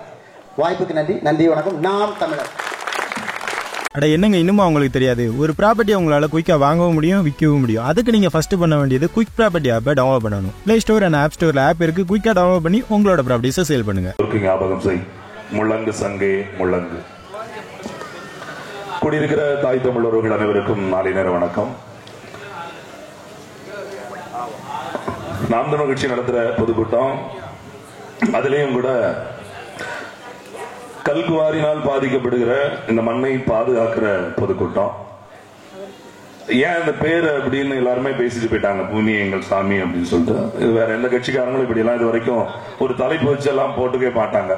ஒன்னு அந்த கட்சி தலைவரோட பேரை வச்சு அவரோட பிறந்த நாள் பொதுக்கூட்டம், இல்லைன்னா அவங்க நினைவு நாள் பொதுக்கூட்டம். அவங்க ஆட்சியில் இருக்கிறதுனால அவங்க ஆட்சியோட சாதனை விளக்க பொதுக்கூட்டம் அப்படிதான் வச்சிருப்பாங்கன்னு நினைக்கிறேன். அதை தவிர்த்து வேற எதுவும் கூட அப்படி பண்ணிருக்க வாய்ப்பு இல்லை. ஆனா நாம் தமிழர் கட்சி தொடர்ச்சியாக இந்த மண்ணுக்கும் மக்களுக்குமான பிரச்சனைகள் எங்க தேவைப்படுகிற என்ன இருக்கிறதோ அதை தலைப்பாக கொண்டு தொடர்ச்சியா இந்த இடத்துல நகர்ந்துகிட்டே இருக்கிறோம். அந்த அடிப்படையில உங்க கிராமத்துல கிட்டத்தட்ட ஒரு 500 மீட்டர் தொலைவில் அந்த கல்குவாரி, கல்குவாரியில பிரச்சனை எல்லாத்தையும் தாண்டி எனக்கு என்ன வினோதமா படிச்சுனா, இது தமிழ்நாடு. இங்க நமக்குள்ள 1000 சண்டை இருக்கலாம், சாதிகளாக மதங்களாக நம்ம உறவுக்குள்ள குடும்பத்துக்குள்ள சொந்தத்துக்குள்ள பந்தத்துக்குள்ள எவ்வளவு சண்டைகள். அதனாலதான் காவல் நிலையங்கள்லாம் இருக்கு. சண்டை இல்லைன்னா காவல் நிலையத்துக்கு வேலையே கிடையாதுல, அதனால இருக்கு, இல்லைன்னா சொல்றதுக்கு இல்ல. ஆனா நீங்க பாருங்களேன், நம்ம எல்லாரையும் தாண்டி இந்த மண்ணுக்கு சம்பந்தம் இல்லாத மலையாளத்தை தாய்மொழியா கொண்ட ஒருத்தன் வெளி மாநிலத்திலிருந்து வந்து தமிழ்நாட்டோட ஏதோ ஒரு தென் கிராமத்துல உட்கார்ந்து ஒரு குவாரியை நடத்த முடியுமா? நம்ம எல்லாம் எவ்வளவு ஏமாலியா இருக்கோம்னு நினைச்சு பாருங்களேன். நம்ம ஊர்ல பேசிட்டு இருக்க நமக்கு தெரியும்ல, நாங்கெல்லாம் எந்த பரம்பரை தெரியும்ல, நம்ம கிட்டே வா வச்சுட்டு போயிட முடியுமா? மொத்தமா வச்சுக்கிட்டு இருக்க ஆப்பு எது, மொத்தமா ஒரு மலையாளி ஒட்டுமொத்த தமிழினத்திற்கும் ஆப்பு வைக்கிறான். நீ நினைச்சு பாருங்களேன், அந்த கல்குவாரியை எதிர்த்து வாய் பேச முடியல யாரும். நம்ம ஊர்ல கூட தம்பி அதற்கு எதிராக ஒரு கையெழுத்து இயக்கம் கூட வாங்கினாரு. கையெழுத்து வாங்கினால நிலைமை என்னாச்சு, அவர் மேல பொய் வழக்கு போட்டு 15 நாள் ரிமாண்ட். நினைச்சு பாருங்களேன், யாராவது திருப்பி வருவாங்களா? அப்ப திருப்பி யாராவது அந்த இடத்துக்கு வருவா? இப்ப நம்ம வீட்டுல போனா எங்க அம்மா சொல்லிட்டு சும்மாறா, அவ ஏற்கனவே முருகேச மாணவர் உள்ள போட்டாங்க, நீ வேறு சும்மாட, அடுத்து அவங்க அக்கா பிள்ளைக்கு சடங்கு இருக்குது, கல்யாணம் இருக்குது, வேலையெல்லாம் நீ தான் பார்க்கணும். அப்பதான் இல்லாத வேலையெல்லாம் வீட்டுல வரும். தேவையில்லாத வேலை உனக்கு இருந்த ஒரு படத்துக்கு சொல்ற மாதிரி, மகனே இருக்கடம் தெரியாம இருந்துக்கிறான், மகனே இருக்கடம் தெரியாம இருந்துக்கணும். மூதேவி சரக்கு அடிக்கும் போதெல்லாம் அப்படி எந்த அப்பாவும் சொல்றது இல்ல, அம்மாவும் சொல்றது இல்ல. ஊராவும் பொண்ணு முன்னாடி சுத்தும் போதெல்லாம் எந்த அப்பனும் சொல்றது இல்ல, அம்மாவும் சொல்றது இல்ல. தெருவுல சீரட் அடிச்சுட்டு எவன் வந்தாலும் மரியாதை இல்லாம வேட்டி தூக்கிட்டு போகும்போதெல்லாம் யாரும் சொல்றது இல்ல, சொந்தம் வந்தெல்லாம் சொல்றது இல்ல. நாட்டுக்காக போராடணும், மக்களுக்காக வந்து நிக்கணும்ட்டு இருக்கடம் தெரியாம இருக்கண்டா, நமக்கு எதுக்காக பிரச்சனையா போச்சு அப்படிங்கிற. இதுல என்ன ஒரு வருத்தம்னா, ஜெயிலுக்கு போறது, நீங்க ஜெயிலுக்கு போறதை தாண்டி போலீஸ் ஸ்டேஷன் போறது நம்ம குடும்பத்துக்கு ஆகுமா?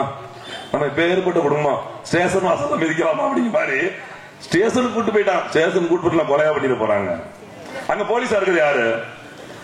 நம்ம சித்தப்பனும் மாமனும் பெரிய பண்ணான் இருக்கேன். அந்த மாதிரி தானே வேலை பார்த்துட்டு இருக்கிறான். என் கூட பிறந்த சகோதரன் தானே வேலை பார்க்கிறான். என்ன உடனே இப்படி தூக்கில போட்டுருவாங்களா? இந்த அந்த தம்பியை தூக்கி பொய்யான வழக்குல கொடுத்தாங்க. இதே காவல்துறை விசாரிச்சு அது பொய் வழக்குன்னு சொல்லி வெளியே வந்து முடிஞ்சு போச்சு இல்லையா? எல்லாருமே தவறானவங்களே கிடையாது. ஆனா என்னன்னா, நீங்க சிந்திச்சு பாருங்க, ஒரு மாநிலத்திற்குள்ள இன்னொரு மாநிலத்தை சார்ந்த ஒருவர் இத்தனை அதிகாரத்தை மீறி ஒருத்தர் கல்குவாரி எப்படி நட முடியுது அப்படின்னா, இங்க இருக்க அதிகாரம் உங்களுக்கானது கிடையாது. அதுதான் இந்த அதிகாரம் நமக்கானதா இருந்திருந்தா மாற்றுமொழிக்காரன் நீங்க கொண்டு வந்திருக்க முடியுமா? சரி, ஓகே, நம்ம மொத்த கல்குவாரிக்கு வருவோமே. ஒரு 4 நாளைக்கு முன்னாடி ஒரு செய்தி, ஒருவேளை உங்க கூட்டம் போடுறதுனாலே அந்த செய்தியை வெளியிட்டாங்களான்னு தெரியல. தினமலர் பத்திரிகையில இந்த குவாரிக்கு லாரி போது பாத்தீங்களா, தமிழ்நாட்டோட லாரி சங்கத்தோட தலைவரா இருக்கக்கூடிய யுவராஜ் ஒரு கட்டுரை கொடுத்திருக்காரு, ஒரு கோரிக்கை விடுத்திருக்காரு. அவரு தமிழ்நாட்டில் கல்குவாரி நிறைய அனுமதியோட 1000 குவாரி இறங்குனா, அனுமதி இல்லாம 3000 குவாரி இறங்குது. எப்படி? அனுமதியோட 1000 குவாரி இறங்கினால் அனுமதி இல்லாமல் 3000 குவாரி. அப்படி இயங்குற குவாரிகள் வந்து கிருஷ்ணகிரி மாவட்டம் இருக்கு பாருங்க. தமிழ்நாட்டிலே கிருஷ்ணகிரி மாவட்டத்தில் தான் அதிகப்படியா கனிம வளங்கள் கடத்தப்படுது. 2வது எந்த மாவட்டமா இருக்குன்னு நினைக்கிறீங்க? நம்மதான் எதுல இருக்குமோ இல்லையோ, தோத்து போறதெல்லாம் முதல்ல இருப்போமே. 2வது இடத்துல திருநெல்வேலியும் தென்காசி இப்ப பிரிஞ்சிருச்சு, 2ஐயும் ஒருங்கிணைச்சு நெல்லை மாவட்டம் இருக்குது. 1000 டன் குவாரியில 1000 டன் கனிம வளம் கேரளாவுக்கு போய்கிட்டே இருக்குது. 1000 டன் என்ன நினைச்சு பாருங்களேன். ஒரு நாளைக்கு 1000 டன் இங்க இருந்து போது கேரளாவுக்கு. கேரளால இருந்து ஒரு பிடி மண்ணை தமிழ்நாட்டை கொண்டு வர முடியுமா? செக் போஸ்ட் தாண்டி வந்துட முடியுமா? ஒண்ணு இல்லைங்க. மீன் வண்டி பாத்தீங்களா? மீன் வண்டி, மீன் கொண்டு போகும்போது அந்த ஐஸ் பாக்ஸோட வச்சிருப்பாங்க. அது பதப்படுத்தப்பட்டு கொண்டு வரதுக்கு ஐஸ் எல்லாம் வச்சிருப்பாங்க. அப்புறமா அந்த ஐஸ் கரைஞ்சு கரைஞ்சு கரைஞ்சு தண்ணியாயிரும் பாத்துறீங்களா. அந்த வண்டி கேரளால இருந்து வரும். அந்த வண்டியோட வெளியில டியூப், அந்த தண்ணி வெளியே டியூப் வச்சிருப்பாங்க. அந்த டியூப் இவ்வளவு நீளத்துக்கு இருக்கும். அந்த டியூப்பை நல்லா மடக்கி மடக்கி மடிக்க வச்சு இழுக்க கட்டி வச்சிருமா, சொட்டு தண்ணி கீழே வராது. இந்த புளியரை செக் போஸ்ட் தாண்டி இருப்பாங்க. புளியரை செக் போஸ்ட் தாண்டின உடனே டிரைவருக்கு ஒண்ணுக்கு இருக்கணும் தோணிடும். அப்படி ரேசா வண்டியை ஓரங்கட்டுனா அவர் முதல்ல அவர் போக மாட்டாரு, வண்டிக்கு தான் ஒண்ணு கொடுவாரு. எது அந்த டியூப் கட்டி இருக்கு பாருங்க, அதை அப்படியே லேசா அவுத்து விட்டு தானா வந்துருச்சான். இப்ப நீங்க கேட்டா பதில் சொல்லணும்ல. அப்படி விடுறது எங்க ஊர் சிவகிரி. இப்படிதான் ஒரு நாள் செக் போஸ்ட்ல போலீஸோட இன்னும் சும்மா பேசிட்டு இருந்தேன். நம்ம அண்ணன் பையன் தான் பேசிட்டு இருக்கேன். வண்டி கிராஸ் ஆகுது, வந்தா நிப்பாட்டி என்னன்னு பார்த்தோம்னா, என்னடா வண்டி தண்ணி சிந்து நிப்பாட்டியா வண்டி அப்படின்னு சொன்னோம்னா, நிப்பாட்டி நான் கேட்கிறேன், கவனிக்கவே இல்லை சார். சேட்டா கவனிக்கல சேட்டா, கோபப்படாது கோபப்படாது கோபப்படாது. எது நம்ம கேள்வி கேட்கறதா அவனுக்கு கோபப்படாதீங்களா. உடனே அவர் கட்டுறாரு. வண்டி நம்பரை குறிச்சு நீ போடான்னு சொல்லி அனுப்பி உள்ளாருன்னு ஒரு இருக்கு, அந்த ஊர்லயும் திருப்பியும் சொட்டு வச்சுக்கிட்டே போகுது. எது என் ஊரை தாண்டினோட திறந்து விட்டு மறுபடியும் போயிட்டு இருக்கான். நீங்க நினைச்சு பாருங்க. அப்ப இந்த தைரியம் அவனுக்கு எப்படி வந்தது? ஒரு சாதாரண மீன் வண்டி தண்ணியை கூட அந்த மாநிலத்துல இறக்க கூடாதுங்கிறான். நம்ம வெளிநாட்டுக்கு போயிட்டு வந்து சொல்றாங்கல்ல, எச்சிட்டு போக முடியாது ரோட்ல, எச்சி எடுத்து போக முடியாது. அதுல கண்ணாடி மாதிரி இருக்கும், சோத்த போட்டு தின்றலாம். வெளிநாட்டு சிங்கப்பூர் போனீங்கன்னா ரோட்ல தான் தலைவாடுறான். மலேசியா போனா ரோட்ல தான் சோத்த போட்டு திங்கிறான். அப்புறம் மட்டும் ஏன்டா இந்தியால நாங்கெல்லாம் இருக்கோம்ல, அப்புறம் எப்படி வழங்கும்? எப்படி வழங்கும்? அங்க போகும்போது ரூல்ஸ் ஃபாலோ பண்றான். நம்மால் தான் இங்க வந்தா போயிடப்பட்டு பொழிச்சு அங்கே துப்புறான். ஆனா சொல்றது என்ன மானங்கட்ட ஊரு. சிங்கப்பூர்ல நாங்க இருக்கும் போதெல்லாம் அந்த வடிவேலு துபா போயிட்டு வந்த கதை தான். ஒரு தடவை யூஸ் பண்ண டம்ளர் நாங்க யூஸ் பண்றதே இல்ல. இங்க ஒரே டம்ளர் தான் வச்சுக்கிறது. ஏன்னா அங்க போயிட்டு வந்து ஒரு டம்ளர் அப்படிதான் இருக்குது. என்ன பண்றது? அப்படிங்கிற மாதிரி அடுத்த இடத்தை பற்றி பெருமையா பேசுற அவனுக்கு தன் சொந்த இடம் எப்படி இருந்ததுனே தெரியல.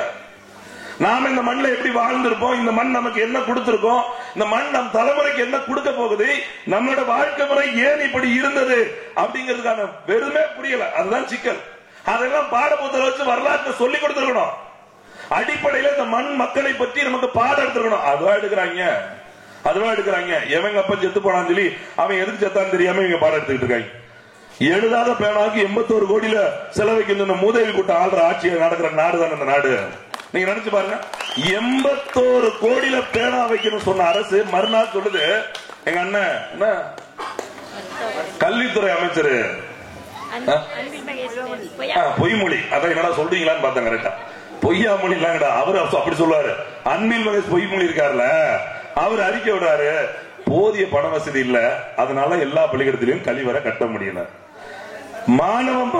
மாணவிகள் மட்டும் படிக்கக்கூடிய பள்ளிக்கூடத்திலேயே கழிவறை கட்டுவதற்கு போதிய பண வசதி அரசாங்கத்தில் இல்லைங்கிறான். உயிரோடு இருந்து படித்துக் கொண்டிருக்கிற பிள்ளைகளுக்கு கழிவறை கட்டுவதற்கு அரசாங்கத்தில் பணம் இல்லாத இந்த அரசாங்கம் செத்து போன முதலி எழுதுச்சா எழுதான்னு தெரியல, அதை எழுதாத பேரா வைக்கிறதுக்கு 81 கோடியை ஒதுக்கிறான இந்த நாடு எப்படிப்பட்ட நாடு நீங்க நினைச்சு பாருங்க. இதுக்கு ஒரு அமைச்சரவை கூட்டம், அடேங்க அப்பா, இவ்வளவு பெரிய அறிவாளி கூட்டம் இருப்பான்னு நினைச்சு பாருங்களேன். அதுக்கு ஒரு போட்டி வேற, இதை கருத்து கேட்கணும்னு வச்சுட்டாங்க. அங்க ஒருத்தர் சொல்றான், நாங்க வச்சிரும் வைடா வந்து உடைக்கிறேன்டா போடா அப்படின்னு சொன்னதுக்கு அப்புறம் தான் வைக்கிறது நிப்பாட்டியா. ஒருவேளை வந்து உடைச்சானா அசிங்கமா பேருமே, குமாரு என்ன குமாரு அசிங்கமா போச்சு குமாரு அப்படிங்கிற மாதிரி ஆயிரம் சொல்லிட்டு இதை அப்படியே கடப்புல போட்டிருக்காங்க. அது எங்க பாரா கடலுக்குள்ள கொண்டு போய் நாங்க அது அப்பதான் ஒரு மீம்ஸ் வந்து, டேய் ஒருவேளை இந்த பேனாலாம் வச்சு நம்ம மாதிரி எல்லாம் வாய் மூடி விட்டுட்டோம்னு வச்சுங்களேன், இன்னொரு 20 வருஷம் கழிச்சு எனக்கு பிள்ளை பிறந்து இல்ல என் பேர பிள்ளை வந்தாரா புத்தகத்தை எழுதிடுவாங்க, கடல் தண்ணியே நீல நிறத்தில் இருக்கிறது அப்படின்றா கருணாநிதி எழுதிய பேனாவில் இருந்து வடிந்த மை அந்த கடலை நீல நிறமாக மாற்றிவிட்டது அப்படின்னு எழுதிடுவாய். நம்பிடுறான். இன்னும் நிலாவில பாட்டி சுடுதுன்னா நம்ம நம்பிக்கிட்டு தான் இருக்காங்க. ஆமா எனக்கு மட்டும் தெரியுது, அந்த பாட்டி என்ன இப்படி குப்பரை விழுந்து கிடக்கலேசா, இவன் இப்படி நிக்கான், ஸ்டெடியா நிக்காரு, சரக்கு அடிச்சுட்டு பாட்டி வேச சுருங்கி நிக்குது அப்படிங்கிற மாதிரி அதை நம்மளால நம்பிடுவாங்க. எது மக்களுக்கு தேவையே ஒன்னும் புரியல அரசாங்கத்திற்கு. இப்ப கூட அன்பில் மகேஷ் பொய்யாமொழி அறிவிச்சிருக்காரு. என்ன சொல்லிருக்காரு, படிப்பு பிள்ளைங்களை எல்லாம் படிக்க வைக்கிறதுல வந்து என்ன பண்ணணும் அப்படின்னா எல்லாரையும் பாஸ் ஆகணும். ஃபெயில் ஆனாலும் பிள்ளைங்க தூக்கு போட்டு செத்து போயிடுறாங்க. அப்ப என்ன பண்ணணும், ஃபெயில் ஆகிறாங்கன்னா தோல்வி விடுறாங்கன்னா அந்த பிள்ளைகளுக்கு மன வலிமையை கொடுக்கணும். நீ பள்ளிக்கூடத்துல சொல்லி கொடுக்கணும், ஆசிரியர் பேசணும், அதுக்குன்னு சைக்காட்ரிக் ஆசிரியர் கொண்டு வந்து போடணும். அதை விட்டுட்டு அவங்க எல்லாம் பாஸ் ஆகணுங்க. வாரத்துக்கு 2 நாள் பள்ளிக்கூடம் வந்தாலே போதும், உங்களை பாஸ் பண்ணிருப்பான் ஒரு போடணும். எங்கால எப்படி திங்கக்கிழமை பிறந்தாலும் எப்படி லீவ் போடலாம், பக்கத்துல வெங்காயம் வைக்கலாமா, லேசா எப்படி சூடு போட்டு சொல்லலாமான்னு யோசிச்சுட்டு இருக்கானுங்க. இவனுக்கு நீ 2 நாள் மட்டும் வந்தாலே போதும், பள்ளிக்கூடம் எப்படி இருக்குன்னு நினைச்சு பாருங்க. இதுல நம்ம அப்பா அம்மா சொல்ல வேண்டிய அவசியம் இல்லை. எடுத்தா முதல் மார்க் தான், ஃபர்ஸ்ட் மார்க் மட்டும் நீ எடுக்கிறன்னு வச்சுக்கோ மூதேவி, உன்னை படுத்துற பாடு இருக்கு பாரு. 60 பேர் படிக்கிற வழியத்துல எல்லாரும் ஃபர்ஸ்ட் மார்க் எடுக்குன்னா எங்க போறது? தனித்தனியா பள்ளிக்கூடம் கட்டி அவங்க பிள்ளைய படிக்க வச்சு நான் தான் ஃபர்ஸ்ட் மார்க், நான் தான் எத்தனை படிக்க, நான் மட்டும் தான் படிக்க அப்படின்னு சொல்லிக்கிறேன். கல்வியோட நிலையை ஓட்ட வந்த மாதிரி மாத்திட்டான். நான் 10th நேரத்தை என் கூட நான் ஈரோட்ல பரப்புரைக்கு போயிருந்தேன். எங்க ஒரு அக்கா வந்திருந்தாங்க. நான் சாயங்காலம் போயிட்டு நாளைக்கு வந்துடும் தம்பி, என்னடா அப்படின்னா மச்சான் வேலைக்கு போயிட்டு இருக்காரு. பாப்பா 3 மணிக்கு அதிகாலை 3 மணிக்கு டியூஷனா, 10th படிக்கிற பொண்ணு அதிகாலை 3 மணிக்கு டியூஷன், 4 மணிக்கு டியூஷன். அப்ப நான் வந்துட்டு திருப்பி போய் இரவு ஏதாவது செஞ்சு கொடுக்கணும், சீக்கிரமா தூங்க வச்சாதான் அவளை எந்திக்க முடியும். நான் நினைச்சு பாருங்க, என் மருமக வேற 10th படிக்கா, அவ படிக்கால இல்லையானே கேட்ட பல வருஷம் ஆகி போச்சு. நான் எப்ப எனக்கே அச்சமா இப்போ, ஐயோ என்னடா நம்ம தான் வீட்டுல படி வர்ற வரைக்கும் மட்டும் படிமா, ஒன்னும் பிரச்சனை, வர்ற வரைக்கும் மட்டும் படிமா, ஒன்னும் பிரச்சனை சொல்றோமோ. ஒருவேளை நம்ம அம்மா என்ன சொல்லுவாங்க, நீ தான் படிக்கிற முதவினா பிள்ளையும் படிக்க விட மாட்டேங்கன்னு கேட்க மாட்டேன் அப்படின்னு எனக்கே யோசிக்கிறேன். 3 மணிக்கு டியூஷன் போய் படிக்கிறதுக்கு என்னங்க இருக்குது? நாங்கெல்லாம் படிக்கும் போதெல்லாம் 90 காலகட்டங்கள்ல 5 நாளா போகும்போதெல்லாம் பாத்தீங்கன்னா 8 மணிக்கு தான் எந்திப்போம். ஐயா அதுக்கு அத்தனை அடி வாங்கணுங்கிறீங்க. 8 மணி ஆச்சு இந்திரான்னு சொல்லி வீட்டு எஞ்சி ஊருக்கு வெளியிலே கிணறு இருக்கும். அப்பெல்லாம் எந்த கிணறு யாரும் சொந்தெல்லாம் கேட்க வேண்டிய அவசியமே கிடையாது. நம்ம மாட்டுக்கு போக வேண்டியதான், கிடந்து போக வேண்டியதான், மோட்டரை போட்டா மோட்டரை குளிக்க வேண்டியதான். அங்க இருக்கிற மரத்துல என்ன இருக்கோ தேங்காய் எரிஞ்சதுக்குள்ள இப்ப எல்லாம் அப்படி எல்லாம் ஆளாக இருக்க மாட்டாங்க. அப்படி கீழே இருந்து கல்ல விட்டு இருந்தா கரெக்டா தேங்காய் வந்து கீழே விடும். இப்ப புடுங்கிறதுக்கு ஆள் இல்ல. அதுல நெல்லிக்காய் மரம் தான் சாப்பிட வேண்டியதான், வர வேண்டியதான். 9 மணிக்கு சோத்து தின்னா 9:30 பிறகு கரெக்டா போய் நிக்கலாம். பள்ளிக்கூடம் ஊர் கிராமத்துல இருக்கிறோம். இப்ப அப்படியா இருக்குது. 6:30 பிள்ளை எழுப்புறாங்க. இந்த பூரிக்கு மாவு செய்யற மாதிரி எந்திரி எந்திரி எந்திரி எந்திரி எந்திரி. எத்தனை வயசு பிள்ளையா? எங்களை மாதிரி 5ஆம் படிக்கிற பிள்ளையில, அரை கிளாஸ் படிக்கிற பிள்ளையில கேட்டா அப்பெல்லாம் நேரடியா பள்ளிக்கூடம் சத்துணவு பள்ளிக்கூடம் போனா, அப்புறம் 1 போனா. இப்ப அப்படியா இருக்குது. எல்கேஜி ப்ரீகேஜி, இப்ப அதுக்கு முன்னாடி ஏதோ கேஜி ரெடி பண்ணிட்டு இருக்காங்களா. ஏன்னா பிள்ளைய சமாளிக்க முடியல. ஐயோ பிள்ளைய புட்டு சமாளிக்க முடியல. என்னமோ 10 பிள்ளைய பத்த மாதிரி. இப்ப 2க்கு மேல முடியல, 2க்கே வழி இல்ல, 1க்கும் இல்ல, அப்படி கிடக்கு வீடு எல்லாம். அப்புறம் 10-15 பிள்ளைய பத்திருக்காங்க. அப்ப எங்க தாத்தா பாட்டி எல்லாம் எவ்வளவு கஷ்டப்பட்டு வளர்த்துருப்பாங்க நினைச்சு பாருங்களேன். இப்ப இந்த ஒரு சனியனை வச்சுக்கிட்டு என்னால ஒரு வேலையும் செய்ய முடியுதா? எங்க அக்கா மாதிரி அதை போட்டு எழுப்பி எழுப்பி எழுப்பி எழுப்பி அப்பா குளிப்பாட்ட, ஆதா பல் தேய்ச்சி விட, அப்பன் டவுசரை மாட்டி விட, அம்மா காலை டிஃபன் 7 மணிக்கு ஆட்டே எங்க அப்பா. அதுக்கு ஒரு சோத்து பக்கோடா வச்சிருவாங்க பள்ளிக்கூடம் கிளம்பும் போது. என்ன கேட்ட டிஃபன் பாக்ஸ். புள்ள படிக்க போதா திங்க போதே தெரியாம சோத்துக்கு பைக்க மாட்டிங்க பைய மாட்டிங்க டிஃபன் பாக்ஸ் கொடுத்து, அதெல்லாம் சும்மா தான் படிக்கலாம், நடந்தெல்லாம் படிக்கணும். படிக்கிறது இங்கிலீஷ் மீடியம். எப்படி கலெக்டர்ல போறாரு, டாக்டர்ல போறாரு. ஏன்னா என்கரேஜ் பண்ணணும். படிக்கும்போது எல்கேஜி டாக்டர் டாக்டர் டாக்டர் சொல்லுங்க. ஒரு படிக்கும்போது இப்படியே படிச்சுட்டு உள்ள சொல்லுவாங்க. அந்த மாதிரி டாக்டர்னே சொல்லி வளர்க்கணும், கலெக்டர்னே சொல்லி வளர்க்கணும் சொல்லிட்டு கலெக்டர் எப்படி நடந்து வாங்க. ஏன்னா தனியார் பள்ளிக்கூடம் வீட்டுக்கு வண்டியை விட்டுருக்கான். அப்பதான் அரசு பள்ளிக்கூடத்துக்கு ஒன்னும் பிள்ளைகள் அனுப்ப மாட்டாங்க. பக்கத்து வீட்டுக்காரன் இங்கிலீஷ் மீடியம் சேர்த்துறான்னு வச்சுக்க, நம்ம வீட்டுல அன்னைக்கு அளவுதே உனக்கெல்லாம் என்ன பெரிய மண்ணி ஆம்பளை மீச வச்சுட்டாலே வெள்ளை வேட்டி வெள்ளை சட்டை வேற. அவன் என்ன ஒரு வழியில ஒரு கொத்தனார் வேலைக்கு போறான். அவன் பிள்ளை கொண்டு சேர்த்தா அவன் முருகேசரி பீத்திக்கிட்டு இருக்கா. எனக்கு முன்னாடி வந்துகிட்டு நான் வெளியே போய் மூஞ்சி காட்ட முடியுதா? நீ எல்லாம் பெரிய மனிதன் சொல்லிட்டு இருக்க. இப்ப என்னதான் பண்ணணும் அப்படின்னா, இங்கிலீஷ் படிக்கிற என் பிள்ளைய போடு, நான் தான் படிக்கணும், என் பிள்ளையாவது இங்கிலீஷ் படிக்கட்டும். இவன் 8 மணிக்கு கொண்டு போய் விட்டோன்னா அங்க மிஸ் அட்டே எங்க அப்பா எங்க அக்கா பிள்ளையெல்லாம் ஐயோ படிச்சுட்டு வேலையில அந்த டீச்சரை நீங்க படிச்சுட்டு வீட்டுல பாத்திரம் வளர்க்கறதுக்கு வந்து மேக்கப் போட்டு வீட்டுக்கு பள்ளிக்கூட போயிருது. மிஸ் ஆகி கொடுக்கற 2000 ரூபாய் மேக்கப்புக்கும் குளிக்கிறதுக்குமே தெரியா போயிடும். அங்க போனா அதுக்கு பேர் மிஸ். எது பேரு மிஸ்? அது சொல்லணும் ஹாய். இப்ப நம்மளுக்கு ஹாய் மேடம் என்னது அப்பதான் வரும். 6 மணிக்கு எழுப்பி 8 மணிக்கு பள்ளி எடுப்பா. இதுல முதல் எடுத்தோம் டோன் டாக். ஸ்கூல்ல என்ன சொல்லி தெரியுமா பள்ளிக்கூடத்துல? டோன் டாக், பேசாத, ஒபே தி ஆர்டர். என்ன சொல்றோமோ அதை கேட்கணும். இங்கதான் சனியனே தொடங்குது. நீங்க எங்க பிள்ளைகளை முதல்ல அங்க ஆங்கில வழி கல்வி கொண்டு விடுறீங்களே, எதையும் பேசக்கூடாது, எதையும் கேட்க கூடாது அப்படின்னு ஒண்ணு தொடங்குறாங்களா, அங்கதான் சிக்கல ஆரம்பிக்க. எதனாலும் கேட்கணும், எதனாலும் பேசணும், தோன்றத பேசணும், கேள்வி எழுப்பப்படுகிற தேவைப்படுகிற போது கேள்வி எழுப்பணும் அப்படிங்கிற சிந்தனையே அந்த குழந்தைகளுக்கு அங்க அடிபட்டு போயிருது. ஏன்னா சொந்த மொழியில படிக்கிறல்ல. கற்பனை இப்ப கனவு எப்படி வருங்க? கனவு எல்லாரும் தூங்குறீங்களா? கனவு வருதா இல்லையா? வரும், வரணும். அப்பதான மனுஷ வாழ்க்கை. ஏதாவது ஒன்னாவது வரணும்ல. வரும்போது யாருக்கு இந்தியில கனவு வருது? நம்ம ஊர்ல ஓடக்கரை துளுப்பு கோட்டியில பிறந்தவங்களுக்கு இந்தியில கனவு வருமா? இந்திரா காந்தி வந்து பேசிக்கிட்டு இருக்காங்களா? இல்ல ஆங்கிலத்துல வந்து கனவு வந்து சார் வராது. தமிழ் எவன் ஒருவனுக்கு தாய்மொழியில் மட்டும்தான் கனவு. அவன் எத்தனை மொழி கற்றிருந்தாலும் அவனுக்கு கனவுல வர்ற மொழி தாய்மொழியா தான் இருக்கும். அந்த தாய்மொழியில் வரக்கூடிய மொழியில் படிச்சவன் தான் மண்ணுல சாதனை பண்ண முடியும். அடுத்தவன் மொழியில படிச்ச ஒருத்தனும் சாதனை பண்ணவே முடியாது. நீங்க வேணா ஆதாரத்துக்கு 2-3 பேரை எடுத்து காட்டிக்கலாம், அதுக்கு மேல சொல்லவே முடியாது. நம்ம படிக்க போற பிள்ளைங்க சாயங்காலம் வீட்டுக்கு விட்டு வந்து முதல்ல என்ன சொல்லுது நினைக்கிறீங்க? இங்கிலீஷ் படிச்சு அப்பா சேர்த்து விட்டுருக்கோம், என் பிள்ளை என்ன சொல்ல போதா அப்படின்னு நம்மளால காத்துட்டு தான் வச்சுங்களேன். அந்த குழந்தை காட்டி வந்து அப்படின்னு சொல்லிச்சுங்க, அடிங்க ஐயால 40,000 ரூபாய் செலவழிச்சு பீஸ் கட்டி உனக்கு தனியா ஆட்டோவுக்கு துட்டு கொடுத்து கொண்டு விட்டா அம்மா மம்மின்னு கூப்பிடாம அம்மான்னு கூப்பிடுவான் பாரு, அட்டி வெளுக்கிற வெளுதா. இந்த போய் பக்கத்துல ஏக்கா பாத்தீங்களாக்கா, நான் முடிச்சல வடிச்சேன் புருஷனை சண்டை போட்டு பழிக்கிறது தான் இந்த மூதையை வந்து அம்மான்னு கூப்பிட்டு இருக்கு. அந்த பிள்ளை சரியா தான் கூப்பிட்டு இருக்கு. எப்படி அது உண்மையிலேயே தாய தாயின் கூப்பிடுன்னு கூப்பிட்டு, நீங்க என்ன கூப்பிடுன்னு சொல்றீங்க? பேயின் கூப்பிடுன்னு சொல்றீங்க. மம்மினா என்ன? ஆங்கிலத்துல மம்மினா பதப்படுத்தப்பட்ட பிணம்னு அர்த்தம்.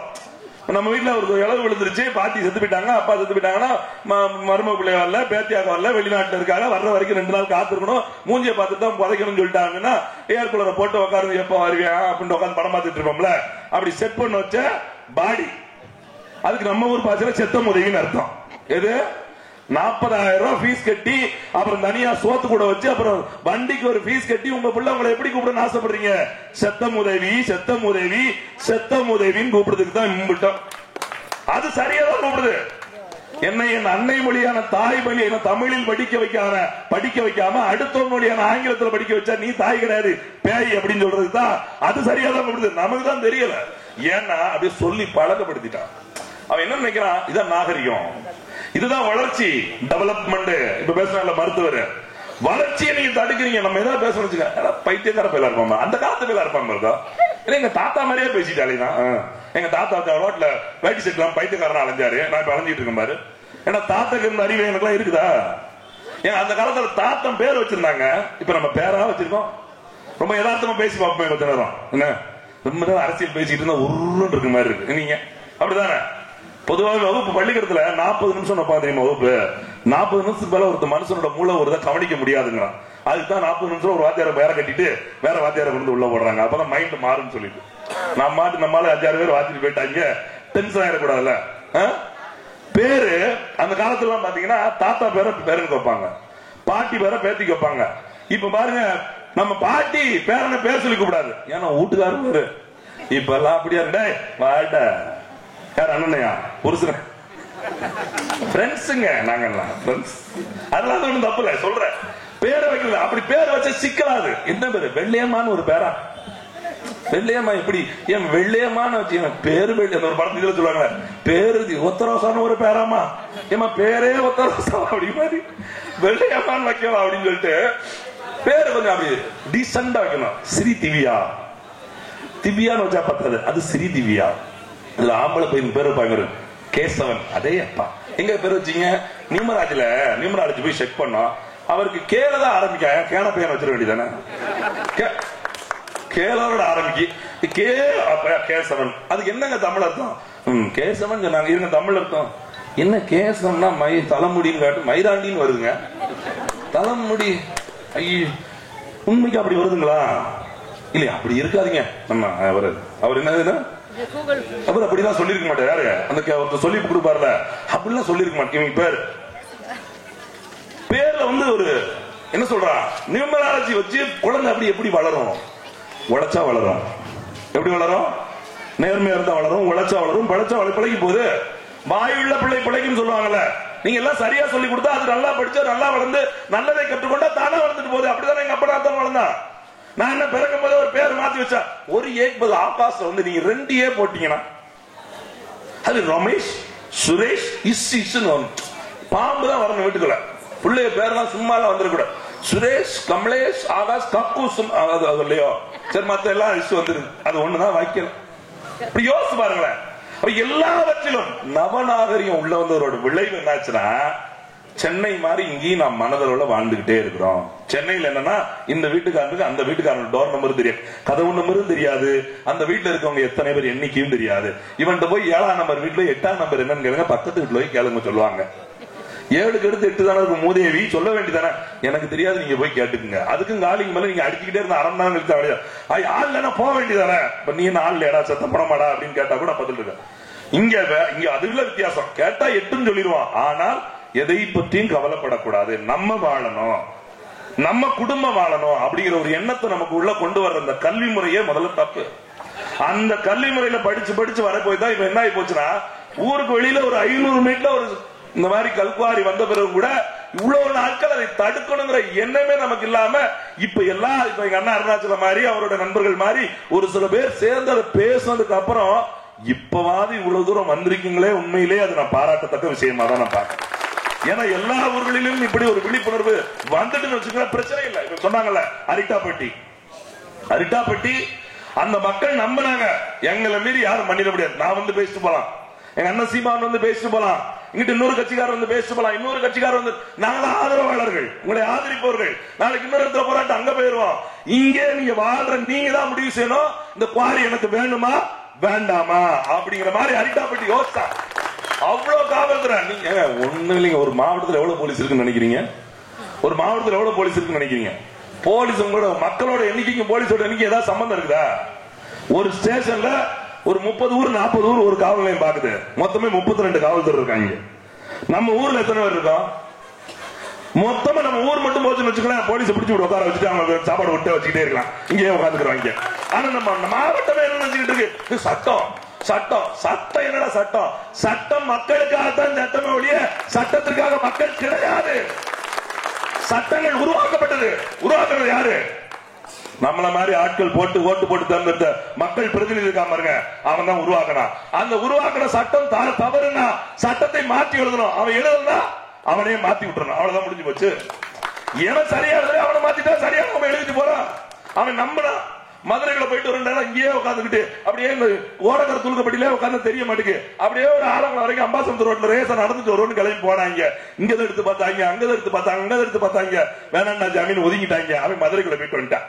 அப்புறம் தான் அரசாங்கம் பார்த்து, ஆகா இந்த விவசாய வேளாண் சட்டங்கள் கொண்டு வந்தப்ப தமிழ்நாட்டை தாண்டி இந்தியாவில வட மாநிலங்கள விவசாயிகள் போராட்டம் நினைவு இருக்கா?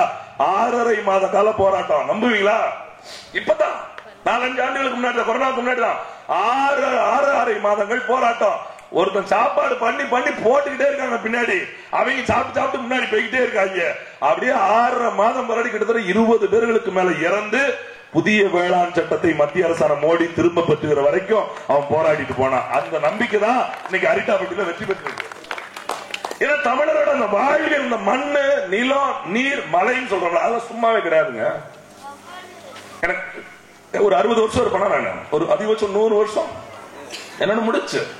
ஒருவேளை எனக்கு குழந்தை இல்லைன்னு வச்சுக்கலாம், என் பேர் யாருக்குமே தெரியாது. எங்க அப்பா பேர் எழுதுக்கு நான் இருக்கிறேன். இவன் கொடுக்குற சாராயத்தை குடிச்சிட்டு எனக்கு பேரு குழந்தை இல்லைன்னு வச்சுக்கோங்களேன். அப்புறம் என்ன இப்படி ஒரு மதிவானன் இருந்ததுக்கு அடையாளமே இல்லாம போயிடும். அவ்வளவுதான், மனிதனோட வாழ்க்கை முடிஞ்சிருச்சு. ஆனா இங்க இருக்க மலை இருக்கு பாருங்க, குவாரி இருக்கு பாருங்க, இந்த மண் இருக்கு பாருங்க, ஆறு இருக்கு பாருங்க, இந்த நிலம் இருக்கு பாருங்க. 1000 ஆண்டுகள் அந்த மண்ணில் உட்கார்ந்துட்டு என் தாத்தன் பூட்டை ஓட்டேன் பாவி என்னோட 18 தலைமுறை மக்களும் இந்த மண் தான் பிறந்து வாழ்ந்து வழிந்து அவர்கள் வாழ்வதற்கான அத்தனை வசதிகளும் செய்து கொடுத்தது இந்த மண்ணு தான். அதுல இருந்து இந்த மலைதான். அந்த மலை சும்மா நினைச்சிட்டீங்களா? கல்குவாரி இல்ல, கல்குவாரிக்கெல்லாம் ஒரு போராட்டம் மாடா அப்படின்னு நினைக்கிறாங்க. திமுக காரங்க நினைப்பா, அதிமுக நினைப்பா, பிஜேபி காரங்க நினைப்பா. ஏன்னா அவனுக்கு மலையை பார்க்கிற போது அந்த மலையில குவாரி அமைச்சா எவ்வளவு காசு கிடைக்கும், எவ்வளவு கமிஷன் கிடைக்கும், நமக்கு என்ன பெனிஃபிட் கிடைக்கும் அப்படிதான் நினைப்பான். நாங்கள் அப்படி பார்க்கல. இந்த மலையில இருந்தா பிழைக்கணும்னா அப்படி பொழப்பே வேண்டாங்க, எல்லாரும் வாழலாங்க. மக்களோட உழைப்புல இருந்து அந்த பிரதிநிதித்துவத்தை எடுத்துக்கணும். ஷேர் எப்படி எடுக்கணும்? மக்கள் எல்லாருக்கும் உழைப்பை கொடுக்கணும், அதுல இருந்து ஒரு பங்கு எடுத்துக்கணும். அதுதானே ஒரு உழைப்பா மாறும். நீங்க எனக்கு கல் இருக்குன்னு வச்சுக்கோங்களேன், இந்த மலை போய் நீராவியா இருந்து ஆத்து மணல் வந்து தண்ணி போய் நீராவியாய் அங்கிருந்து மேல விடுதல, மலையில இருந்தா முதல்ல இறங்கவே ஆரம்பிக்கும். மலை இல்லைன்னா இங்க ஒரு மழை தண்ணி வரும், எப்படி வர முடியும்? அதுல இருந்து ஆத்துக்கு போகணும், அந்த ஆத்துல இருந்தா இங்க குளத்துக்கு வரணும், குளம் விவசாயம் பாசம் நடக்கும், அதான குட்டைக்கு வரும், அதான ஏரிக்கு வரும், அதான் தாண்டலுக்கு வரும், அதான ஓடத்துக்கு வரும். அது எத்தனை பேர்? கிட்டத்தட்ட 48 பேருங்க. நமக்கு குளம் குட்டையை தவிர ஒரு பேரும் தெரியாது. இன்னைக்கு முதல்ல குளம் இருக்குதா? தண்ணி வைக்கக்கூடிய, தண்ணியை சேமித்து வைக்கக்கூடிய குளங்கள் உயிரோடு இருக்கான கிடையாது. சென்னையில் இன்னைக்கு பாருங்க, ஒரு மழை பெஞ்சதுன்னா நம்ம ஊர்ல இருந்து போகும்போது, இப்ப நீ கவனமா இருக்கியா, உங்க ஏரியாக்குள்ள தண்ணி வரலையே, 2ஆம் மாடி போயிட்டியாப்பா, பரவாயில்ல, முதல் மாடி தண்ணி வந்திருக்கா, பரவாயில்ல கேட்டுட்டு இருக்காங்கல்ல. நம்ம ஊர்ல இருந்து கேட்டிருப்பீங்களா மாட்டி நினைச்சு உங்க நம்ம ஊர்ல இருந்து எத்தனை பேர் தூக்கிட்டாரு ஐயா தம்பி. தென்னையில எத்தனை பேர் வேலை பார்ப்பாங்க, எத்தனை பேர் படிக்க போயிருப்பாங்க. இப்ப யாரோ நம்ம இல்ல 100 பையன் தான் கூட நம்மள மாதிரி அப்பா அம்மாவுக்கு பிறந்த பிள்ளையதார. அப்ப அவங்க ஒரு மழை 4000 கோடி செலவழிச்சுன்னு சொன்னாங்க திமுக அரசு. மேயர் பிரியா அடே அப்பா பச்சை பிள்ளைய கொண்டு போட்டு நம்ம என்ன சொல்லுதுன்னே தெரியல, மேயரா போட்டு. அந்த பிள்ளைய பாருங்க, பெண்களுக்கு பாதுகாப்பை பற்றி நீங்கள் எல்லாம் பேசக்கூடாது, மாளிகைகளில் உட்கார்ந்து கொண்டு பேசாதீர்கள், வீதிக்கு வந்து பாருங்க. நானும் ரோட்ல போய் பார்க்க, அந்த பிள்ளை முதலமைச்சர் 2 இப்படி தொங்கிட்டு போதும் அப்படின்னு. ஏமா இதான் பொம்பளை பாதுகாப்பா? நீ ஒரு மேயரு, அவர் முதலமைச்சர் வண்டியில பாதுகாப்பட விருந்தவங்க நீ தொங்கிட்டு இல்ல அது வேகமா போகணும்னு சொல்லி முதலமைச்சர் கார்ல ஏட்டு நீங்க ஒண்ணு தப்பா நினைக்காதீங்க. எங்க அப்பா அந்த அம்மா 4000 கோடி செலவழிச்சு அடுத்த மலையில பாருங்க சுத்தமா ஆக்கிறோம். நாங்க அரிட்டாப்பட்டிக்கு போய் அரிட்டாப்பட்டியில் ஆர்ப்பாட்டம் ஒன்னும் பிரச்சனை இல்லை, ஆண்டவர் மன்னிச்சுடார், ஒன்னும் பிரச்சனை இல்லை.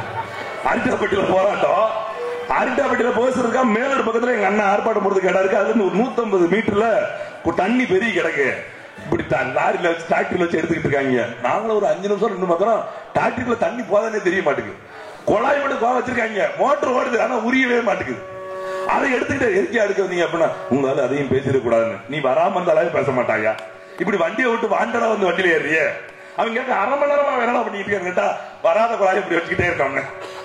இதுக்கு வீடியோ வேற நம்ம வண்டி எடுத்துக்கோமா கரெக்டா அவங்க ஒரு போட்டோ எடுத்து கொடுங்கம்மா. அது என்ன நினைக்கும் அந்த தண்ணி 4 நாளாக இருந்து எடுக்க மாட்டேன்னு சொன்னா என்னை வந்து போட்டோ எடுத்து வண்டி தூக்கிட்டு போயிட்டான். கிட்டத்தட்ட 400 டிராக்டர் இந்த மாதிரி நீர் உறிஞ்சிருக்க பம்புகளோட 4000 கோடி செலவழிச்சதுக்கு அப்புறம் 400 டிராக்டர் இதுக்கு வந்து நிக்குது. ஏன்னா தண்ணி அது உங்களுக்கு நல்லா புரிஞ்சுங்க, மனுஷன் மட்டும்தான் இயற்கையில மோசமானவன். நாம மட்டும்தான் அடுத்தவனோட பொருள் மேல எல்லாம் ஆசைப்படும். இயற்கை என்னைக்கும் அடுத்தவர்கள் பொருள் மீது ஆசைப்படவே ஆசைப்படாது. விலங்கினமே தான் வாழ்கிற இடத்தை தாண்டி அடுத்த இடத்தில் ஒருபோதும் படுக்காது. இது வேற ஒரு இடம், இடத்துல படுக்கணும், அந்த பகுதியில தான் படுக்க நினைக்கும். அது மாதிரி தண்ணி நீங்க எவ்வளவு காத்தாற்ற வெள்ளம் வந்தாலும் சரி, ஒருவேளை இப்படி அகண்டு போகும் வழியா அடுத்த தடி ஓடாது. அடுத்த தடி ஓடுறதா என்ன அர்த்தம்? போகிற வழியை நீங்க அடைச்சு வச்சுட்டீங்கன்னா எங்க போக முட்டிட்டு ஓடும். இப்ப என்ன ஆகி போச்சு, புதுசா பிளாட் போட்டுக்கிட்டே இருக்கான். எங்கெல்லாம் போடுறான்னு பார்த்தா கம்மாய்களை போட்டுக்கிட்டு இருக்கான். கல்லூரி கட்டிக்கிட்டே இருக்கான், கம்மாய்களை கட்டிக்கிட்டு இருக்கான். நீதிமன்றங்கள், வருவாய்த்துறை நிறுவனங்கள், தாசில்தார் ஆபீஸ், கலெக்டர் ஆபீஸ், மருத்துவமனை, போலீஸ் ஸ்டேஷன், புதிய பேருந்து நிலையம் எல்லாமே ஏரி குளம் கண்மாய் எல்லாத்தையும் மூடி கட்டுறான். இப்ப இதுக்குள்ள என்ன வரும்? தண்ணி வரும். மழை வந்தா எங்க வரும்? இப்ப சொல்லுவாங்க போலீஸ் ஸ்டேஷனுக்குள் தண்ணி வந்தது. அப்படி சொல்லக்கூடாது ராஜா, தண்ணி வரக்கூடிய இடத்தில் போலீஸ் ஸ்டேஷன் வந்தது அப்படிதான் சொல்லணும். குடியிருப்பு தண்ணீர் புகுந்தது அப்படிலாம் சொல்லாது. தண்ணீர் இருக்க வேண்டிய இடத்துல குடியிருப்பு புகுந்துருச்சு. நீங்க படத்துல செய்தி பார்த்திருப்பீங்களா, பொதுமக்கள் வாழ்கிற பகுதியில் யானை வந்தது அப்படின்னு போடாங்க. அதெல்லாம் கிடையாது. அது யானை வருஷம் வந்துட்டு போற பாருதான். அது வழக்கமா யானைக்கு எவ்வளவு தூரம் பயணிக்கணும், அதுக்கான உணவுக்கு ஒரு நாளைக்கு 150 கிலோமீட்டர் நடந்தாகணும். அந்த நாரனுடன் உணவை உண்பதற்கு 150 கிலோமீட்டர் நடந்தே ஆகணும். அந்த உணவு தேடி அது நடந்து கொண்டே இருக்கும். அது வழித்தடத்தை மறிச்சு இப்ப 4 வழிச்சாலை போடுறான் பாத்தீங்களா. கொல்லத்திலிருந்து திருமங்கலத்தில் போட விட்டுருக்க, பாதி போட்டா ராஜபாளையம் வரைக்கும் போட்டாங்க. அப்புறம் இங்க வரப்போகுது பண்பொழின்னு ஒரு ஊர் கேள்விப்பட்டிருக்கீங்களா? கடலூருக்கு மேற்க, அச்சம்பூருக்கு மேற்க பண்பொழின்னு ஒரு ஊர். அதுல எல்லாம் பாத்தீங்கன்னா விவசாய நிலத்தை ஆக்கிரமிச்சுட்டு போயிட்டு இருக்கான். அங்க இருந்து 100 மீட்டர் வரைக்கும் யானை வரும். இனிமே எங்க வரும்? ரோட்ல யானை வரும்.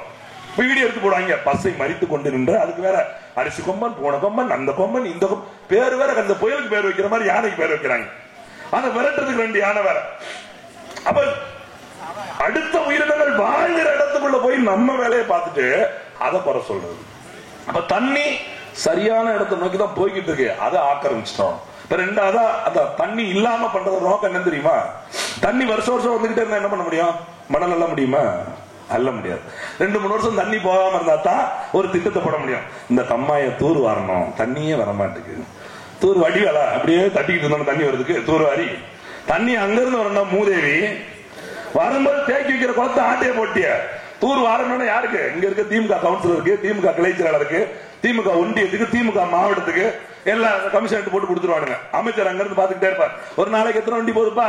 இந்த மாதிரி ஓடக்கார துளுக்கப்பட்டுல இருந்து 500 வண்டி போதுங்க.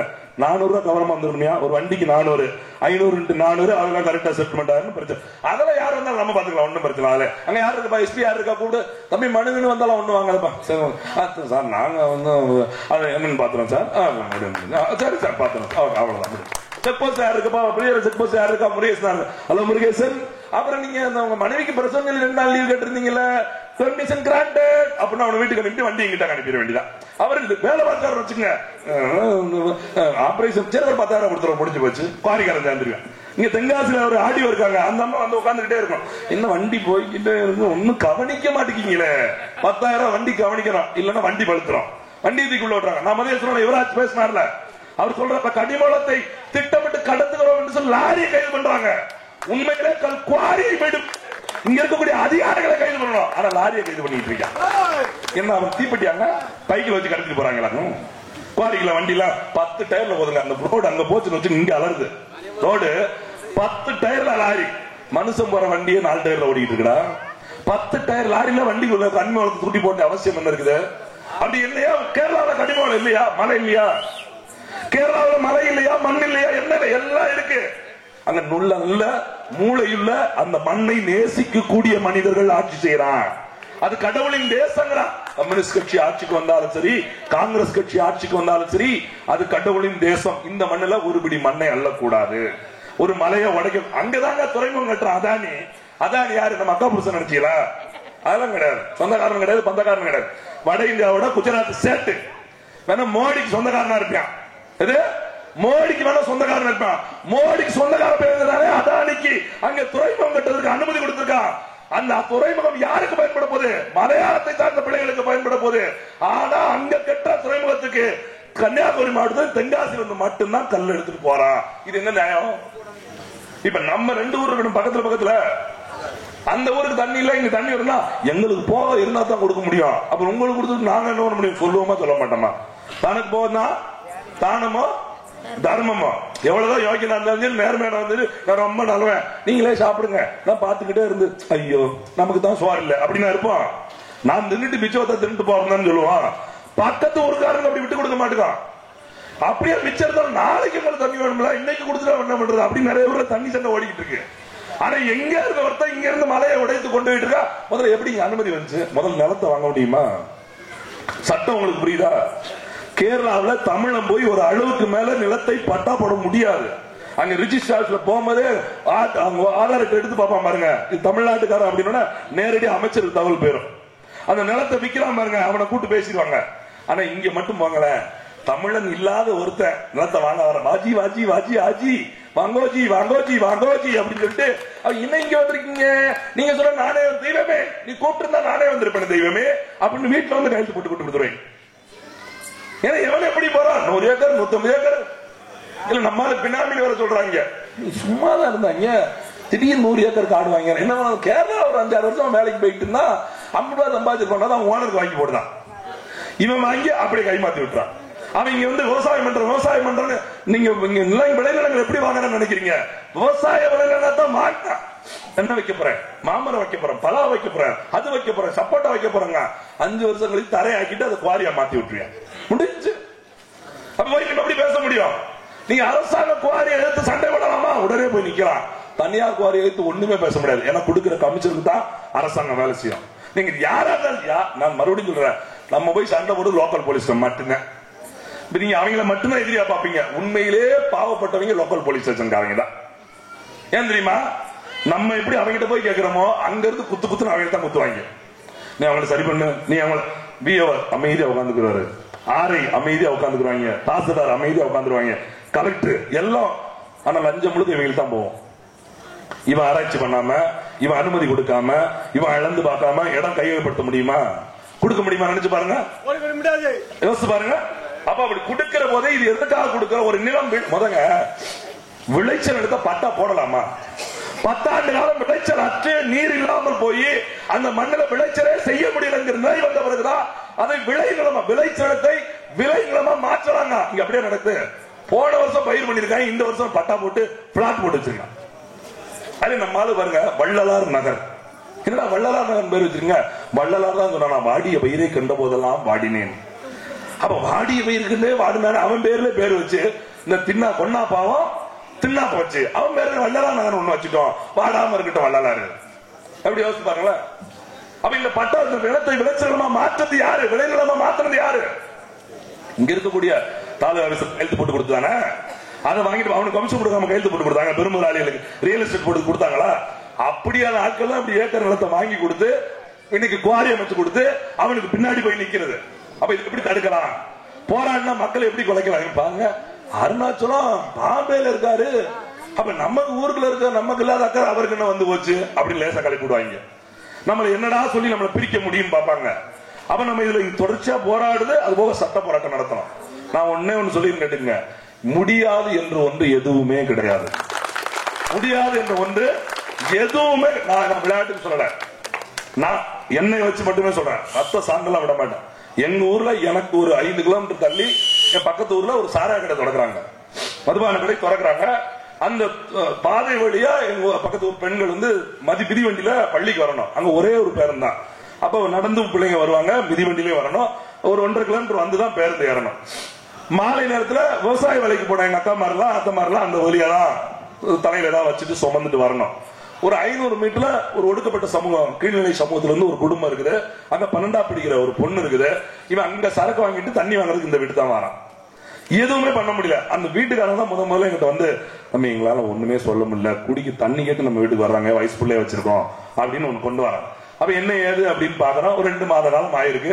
அந்த கடைக்கு எதிராக போராடலாம் அப்படின்னு ஒரு மனுவை, ஒரு சோரட்டி முதல்ல ஒரு நம்ம வந்திருக்கோம்னு காட்டணும் இல்லையா, எப்பயுமே ஆள் வந்துருச்சா, ஹீரோ வந்துருச்சா அப்படின்னு காட்டணும். அந்த மாதிரி ஒரு சோரட்டி, நாங்கள் கேட்டும் தராத கால்வாயை, நாங்கள் கேட்டும் கொடுக்காத சுகாதாரத்தை, நாங்கள் கேட்டும் தராத கழிவறை, இதுதான் நாங்கள் கேட்டும் தராத பள்ளி ஒழுக்கத்தை நாங்கள் கேட்காமலே செய்து கொடுத்த இந்த சாராய கடை கொடுத்த காவல்துறையிலிருந்து, விஏவிலிருந்து, எம்எல்ஏல இருந்து, அந்த கலெக்டர் இருந்து எஸ்பி வரைக்கும் எல்லாருக்கும் நன்றின்னு ஒரு சோரிட்டியை போட்டோம்.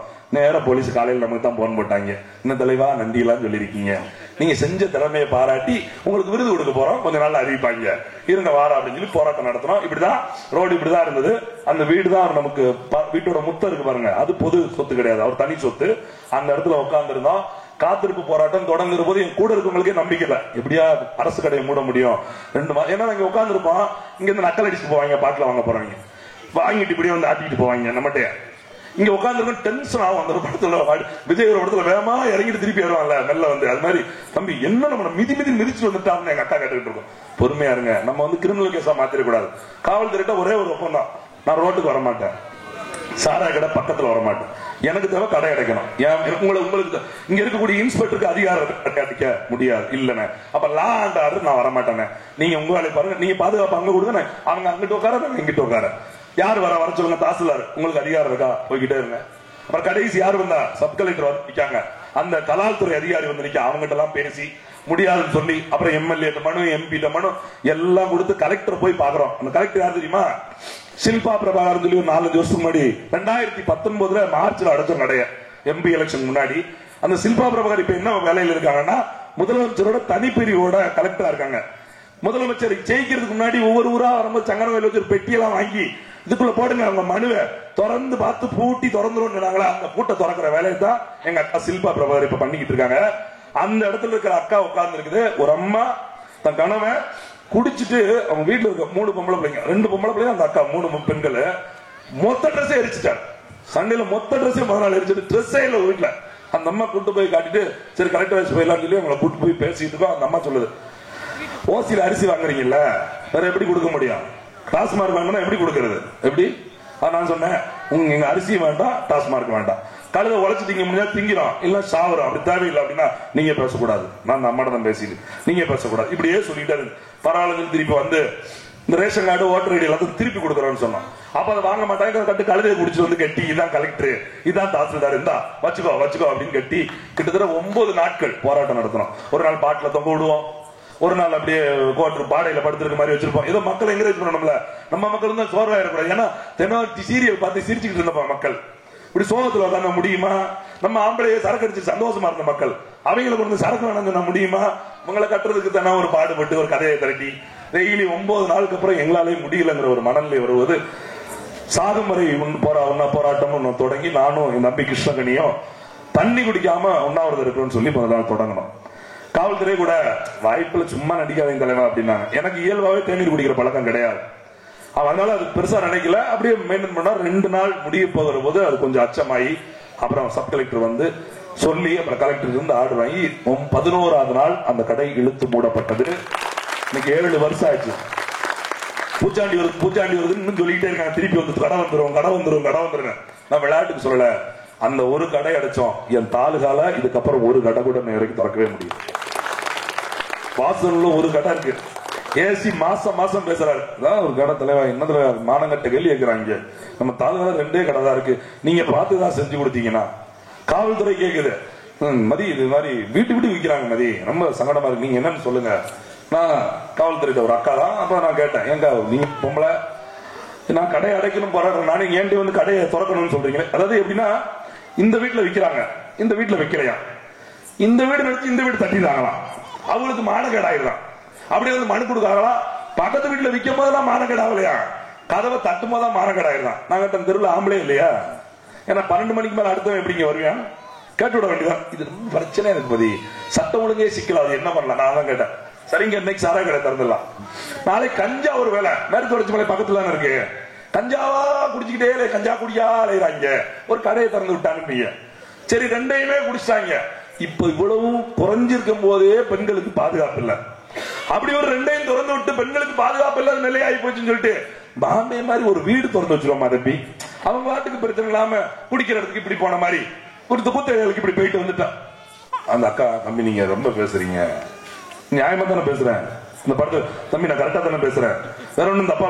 அப்ப நான் கடை அடைக்கிறேன்னு சொல்லி ஏன்ட்ட வந்து கடையை திறக்கணும்னு கேட்டா நான் கேட்பேன்ல, சட்டத்தை காப்பாற்றுறீங்க, விக்கிறவன தடு. நல்ல சாரை நீ சொல்றது கள்ளச்சாரங்கள் நான் மூடிட்டேன், விக்கிறது கள்ளச்சாரம் தடுக்க வேண்டியது ஓம் இருப்பா ஏன் இருப்பா, அரசாங்கத்தோட பொறுப்பு தானே. என் கள்ளக்குறிச்சியில கள்ளச்சாரம் குடி செத்து போயிட்டாங்க, என்ன பண்ணீங்க, என்ன பண்ணீங்க, வித்தவனுக்கு 10 லட்சம் செத்தவனுக்கு 10 லட்சம் விளங்கும் அந்த நாடு. கேட்டா வித்தவனுக்கு புள்ள இருக்குதுல்ல, அடி ஐயால எவ்வளவு பெரிய அறிவாளி இவங்க அமைச்சர், யோசிச்சு பாருங்க. வித்தவன் பிள்ளைக்கு முத்தவனுக்கு புள்ள இருக்கலாம், நாட்டில் அதை எங்க அக்கா பேசுவதில்ல, சட்டம் சொல்லுதுங்க இது நல்ல சாரம் இல்லைன்னு சொல்லி. எது நாம படையில இருக்கக்கூடிய அந்த கல்லை இது நல்ல சாராயம், அப்படி நல்ல சாராயம் கிடையாது, கலப்படங்குது.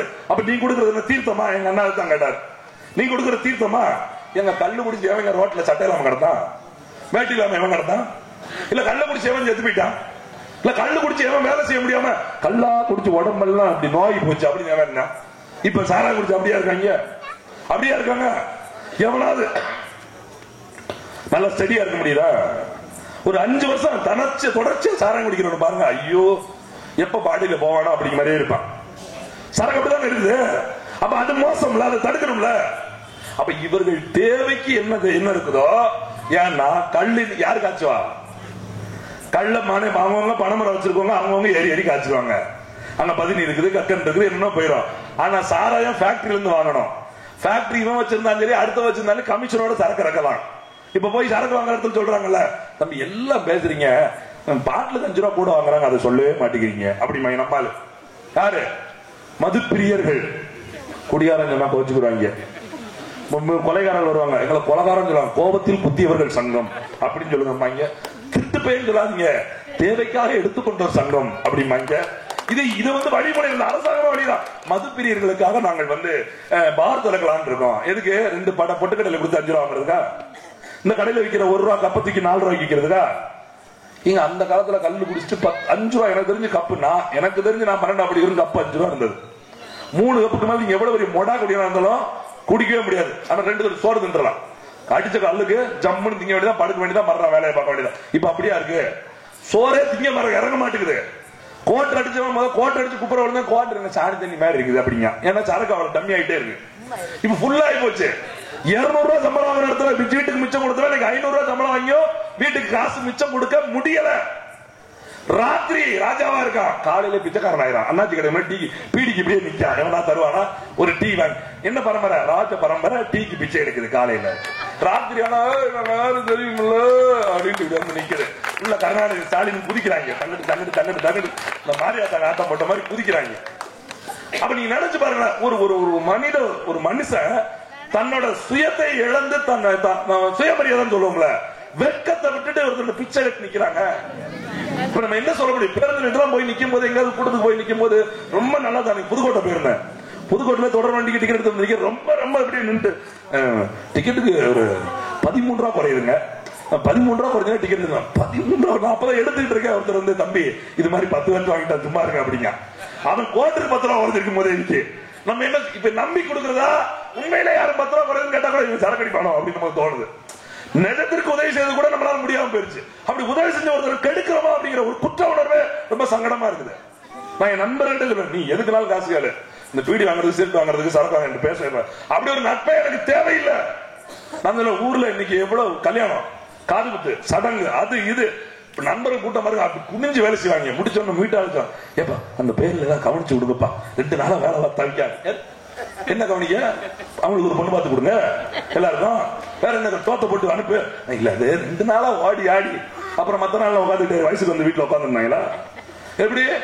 அப்ப நம்ம ஆக்கல. எங்க மாமா காக்காருங்க, அவன் என்ன சரக்கு பீர் கூட அடிக்க மாட்டான். என்ன பீர் என்ன சோறு ஆக்கிட்டாங்களா? குடிக்க மாட்டேங்க நம்ம மறுக்கிறாங்க. நான் என்ன கேக்குறேன், குடிக்கலன்னா என்ன ஆதாரம் காட்டலாம்? இந்த குடிக்கலாம், குடிக்கலன்னா எப்படி ஆதாரம் காட்ட? நீ நிரூபி குடிக்கலன்னு அப்படிங்க. நம்மள வந்துகிட்டு ஒரு இளைஞன் குடிக்க மாட்டான் அப்படின்னா நம்புவதற்கு இந்த மக்கள்கிட்ட யாரும் இல்ல. இவ்வளவு வயசாகி போச்சு குடிக்காம இருப்பியான், அது இருக்க வெளியே சொல்ல மாட்டாங்க. இந்த சமூகத்தை குற்ற சமூகமா மாத்தி நமக்குள்ளே ஒரு தாழ்வு மனப்பான்மையை கொண்டு வந்து நாம எல்லாம் சரியா பேசணும்னு வச்சுங்க. யாரா நீ நேத்து வரைக்கும் எப்படி இருந்த? என்ன யோக்கிய மாதிரி நீங்க என்ன உன பத்தி எனக்கு தெரியாதா? இந்த சிக்கல் இருக்கு பாருங்க. அதனாலதான் போராட்டத்துக்கு யாரும் வர மாட்டாங்க. நேத்து வரைக்கும் நீ என்ன இருந்தா என்ன பண்ண, இதுல அவன் கோரிக்கையார் என்ன பண்ண தெரியுமா? இப்ப போய் ஒருத்தர் கேட்டான்னு வச்சுக்கோங்க, அருணாச்சலம் வந்துங்க அந்த பாம்பேக்காரர் தானே, எனக்கு பேர் கூட தெரியாது அவன் சொல்லுவான் நம்மகிட்ட. அவர் ஒரு தடவை வந்து என்ன மாம்பே வந்து போன் பண்ணிச்சு, அந்த சேட்டன் ஊருக்கு வந்து என்ன பாத்துச்சு, 1 லட்சம் ரூபாய் கேட்டாரு, நான் 50,000 ரூபாய் கொடுத்தேன். அதனால கோச்சுட்டு போய் கம்ப்ளைண்ட் பண்ணிட்டாங்க. நம்மளால நம்பிடுவாங்க. அதான் நான் பார்த்தேன், உனக்கு மட்டும் எப்படி உறுத்துச்சு, நமக்கு உறுத்தாத உறுத்து நம்ம நம்புற கூட்டம்ல என்ன? அப்ப இப்ப எவ்வளவு வந்தாலும் காசு வாங்கினா காசு வாங்கினா காசு வாங்க. காசு வாங்கினதுக்கு அப்புறம் போராட போறாங்க. மானியம் இருக்குல்ல, உனக்கு கை நீட்டி காசு வாங்கிட்டாலும் எப்படி வந்து போராடுவான்? அப்ப என்ன அர்த்தம்? நமக்குள்ளே பிரிவினை ஏற்படுத்துவதற்கு எவனாவது கேட்டாலும் நான் ஜாரா கடை மூடிட்டேன், இன்னை வரைக்கும் 6 லட்சம் ரூபாய் வந்திருக்குங்க, எனக்கு வந்து சேரல, வருஷம் 8 ஆகி போச்சு. வருஷம் நான் 2 தேர்தல் தேர்தல் வேற வந்திருக்குன்னு பாக்க இந்த படத்துல சொல்ற மாதிரி ஒருத்தர் வந்து ஒரு வயசானவர் தேர்தல் ஓட்டு போட போனாரா, போட்டு வாசலே நின்றுருக்காரு. நம்ம அண்ணன் ஒருத்தர் போலீஸ் இன்னைங்க காலையில 10 மணிக்கு ஓட்டு போட வந்தீங்க, 3 மணி ஆயிடுச்சு இன்னும் வீட்டுக்கு போல. இல்ல என் பொண்டாட்டி செல்லத்தாயி ஓட்டு போட வரேன்னா அதான் அவளை பாத்துட்டு போயிடலாம் நின்றுருக்கேன் அப்படின்னு இருக்காரு. உன் பொண்டாட்டி வீட்டுல போய் பாக்க பூத்துல வந்து பாக்க வந்து நீங்க அவன் செத்து 15 வருஷம் ஆச்சுங்க, ஓட்டு போடும் போது மட்டும் கரெக்டா போட்டு போயிட்டா போயிருந்தா வீட்டுக்கு வர மாட்டேங்க, இந்த வர கைகளும் புடிச்சிருந்தா நின்றுகிட்டு இருக்கேன். அப்ப கள்ள ஓட்டு போட்டுட்டு இருக்கானுங்க. எப்படி பொண்டாட்டி பேர்ல கள்ள ஓட்டு போட்டு அந்த மாதிரி இவன் எதையா சொல்லிட்டானா அதை நம்பிட்டா மக்களை தசை திருப்பிடலாம். நம்ம கிட்ட இருக்க ஒற்றுமையை குலைச்சிட்டோம்னா எதை வேணாலும் சாதிச்சிருவாங்க. நல்லா நினைச்சு பாருங்க, ஒரு தனி முதலாளி இங்க இருக்கக்கூடிய அதிகாரங்கள் அனைத்தையும் கையில் வைக்கிற அளவுக்கு காசு வருதுன்னா அந்த குவாரி எவ்வளவு விலை மதிப்பு மிக்குதுன்னு நினைச்சு பாருங்க. அந்த குவாரி உங்களுக்கு கல்லு அப்படியே அவருக்கு பணம் கொள்ளிக்கிற என்ன சொல்ற பணம் மரம் மாதிரி ஒரு லாரி அப்படி போச்சுன்னா அவ்வளவு காசு வந்து நிக்க போகும். அப்ப அதை விட்டுருவானா? அவ்வளவு சீக்கிரம் விட்டுருவானா? அப்ப நம்ம போராட்டம் எவ்வளவு வலுவா இருக்குன்னு தான் உங்களுக்கு சொல்லி காட்டுறேன். அவன் இவ்வளவு தூரத்துக்கும் போகும்போது நாமளும் எவ்வளவு தூரம் நாளானாலும் சரி, எவ்வளவு நேரமானாலும், எவ்வளவு நாளானாலும், எவ்வளவு மாதமானாலும் எடுக்காம இங்க இருந்து ஓய மாட்டோம் அப்படின்னு நம்ம நிக்கணும். ஒற்றுமை நிக்கணும். இதுக்கு சட்டம் இருக்குது, கண்டிப்பா சட்டத்திலேயே ஓட்டம் இருக்குது. ஆனாலும் சட்டம் தான் நமக்கு நம்ம சாதாரண மனிதர்கள் நீதிமன்றத்தை நம்பணும். ஒரு சில நேரங்கள் நீதிமன்றம் தப்பு நடந்தா கூட, நேற்று தினம் சொல்லியிருக்காங்க உச்ச நீதிமன்றம், சுப்ரீம் கோர்ட் ஒரு வார்த்தை சொல்லியிருக்காங்க பாருங்க, தமிழ்நாட்டுல எப்படி மொண்டாட்டி பேர்ல கள்ள ஓட்டு போட்டு அந்த மாதிரி இவன் எதையா சொல்லிட்டானா அதை நம்பிட்டா மக்களை தசை திருப்பிடலாம். நம்ம கிட்ட இருக்க ஒற்றுமையை குலைச்சிட்டோம்னா எதை வேணாலும் சாதிச்சிருவாங்க. நல்லா நினைச்சு பாருங்க, ஒரு தனி முதலாளி இங்க இருக்கக்கூடிய அதிகாரங்கள் அனைத்தையும் கையில் வைக்கிற அளவுக்கு காசு வருதுன்னா அந்த குவாரி எவ்வளவு விலை மதிப்பு மிக்குதுன்னு நினைச்சு பாருங்க. அந்த குவாரி உங்களுக்கு கல்லு அப்படியே அவருக்கு பணம் கொள்ளிக்கிற என்ன சொல்ற பணம் மரம் மாதிரி ஒரு லாரி அப்படி போச்சுன்னா அவ்வளவு காசு வந்து நிக்க போகும். அப்ப அதை விட்டுருவானா? அவ்வளவு சீக்கிரம் விட்டுருவானா? அப்ப நம்ம போராட்டம் எவ்வளவு வலுவா இருக்குன்னு தான் உங்களுக்கு சொல்லி காட்டுறேன். அவன் இவ்வளவு தூரத்துக்கும் போகும்போது நாமளும் எவ்வளவு தூரம் நாளானாலும் சரி, எவ்வளவு நேரமானாலும், எவ்வளவு நாளானாலும், எவ்வளவு மாதமானாலும் எடுக்காம இங்க இருந்து ஓய மாட்டோம் அப்படின்னு நம்ம நிக்கணும். ஒற்றுமை நிக்கணும். இதுக்கு சட்டம் இருக்குது, கண்டிப்பா சட்டத்திலேயே ஓட்டம் இருக்குது. ஆனாலும் சட்டம் தான் நமக்கு நம்ம சாதாரண மனிதர்கள் நீதிமன்றத்தை நம்பணும். ஒரு சில நேரங்கள் நீதிமன்றம் தப்பு நடந்தா கூட, நேற்று தினம் சொல்லியிருக்காங்க உச்ச நீதிமன்றம், சுப்ரீம் கோர்ட் ஒரு வார்த்தை சொல்லியிருக்காங்க பாருங்க, தமிழ்நாட்டுல அண்ணா பல்கலைக்கழகம் இருக்கு பாத்தீங்களா, அந்த அண்ணா பல்கலைக்கழகத்துல ஒரு பெண்ணை வந்து சிக்கல் தெரிஞ்சிருக்க அந்த விஷயங்கள் படிச்சிருப்பீங்க. அந்த பெண்ணுக்கு எஃப்ஐஆர் போட்டுருந்தாங்கல்ல, அந்த பெண்ணு மேலதான் தப்பு இருக்கு. 8 மணிக்கு மேல அந்த பொண்ணு எனக்கு அப்படி போய் இருந்துச்சாங்க, அந்த வரண்டாக்குள்ள போனதான் தப்பு அப்படின்னு சொல்லி எஃப்ஐஆர் போட்டாங்க.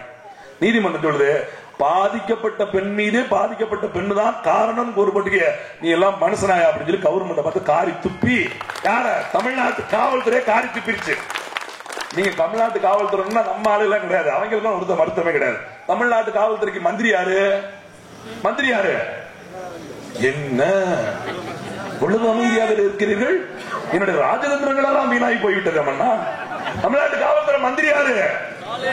முதலமைச்சருங்க. இந்த கோணாயம் பேர் சொல்லுக்கு இம்பிட்டு நேரம் யோசிக்கிறீங்க. என்ன போங்க, இதுக்கு நான் அங்க இருந்து கிளம்பி வந்துட்டேன். கேஸ் போட்டாலும் பரவாயில்ல. ஆடவருக்கு என்ன இருக்கு?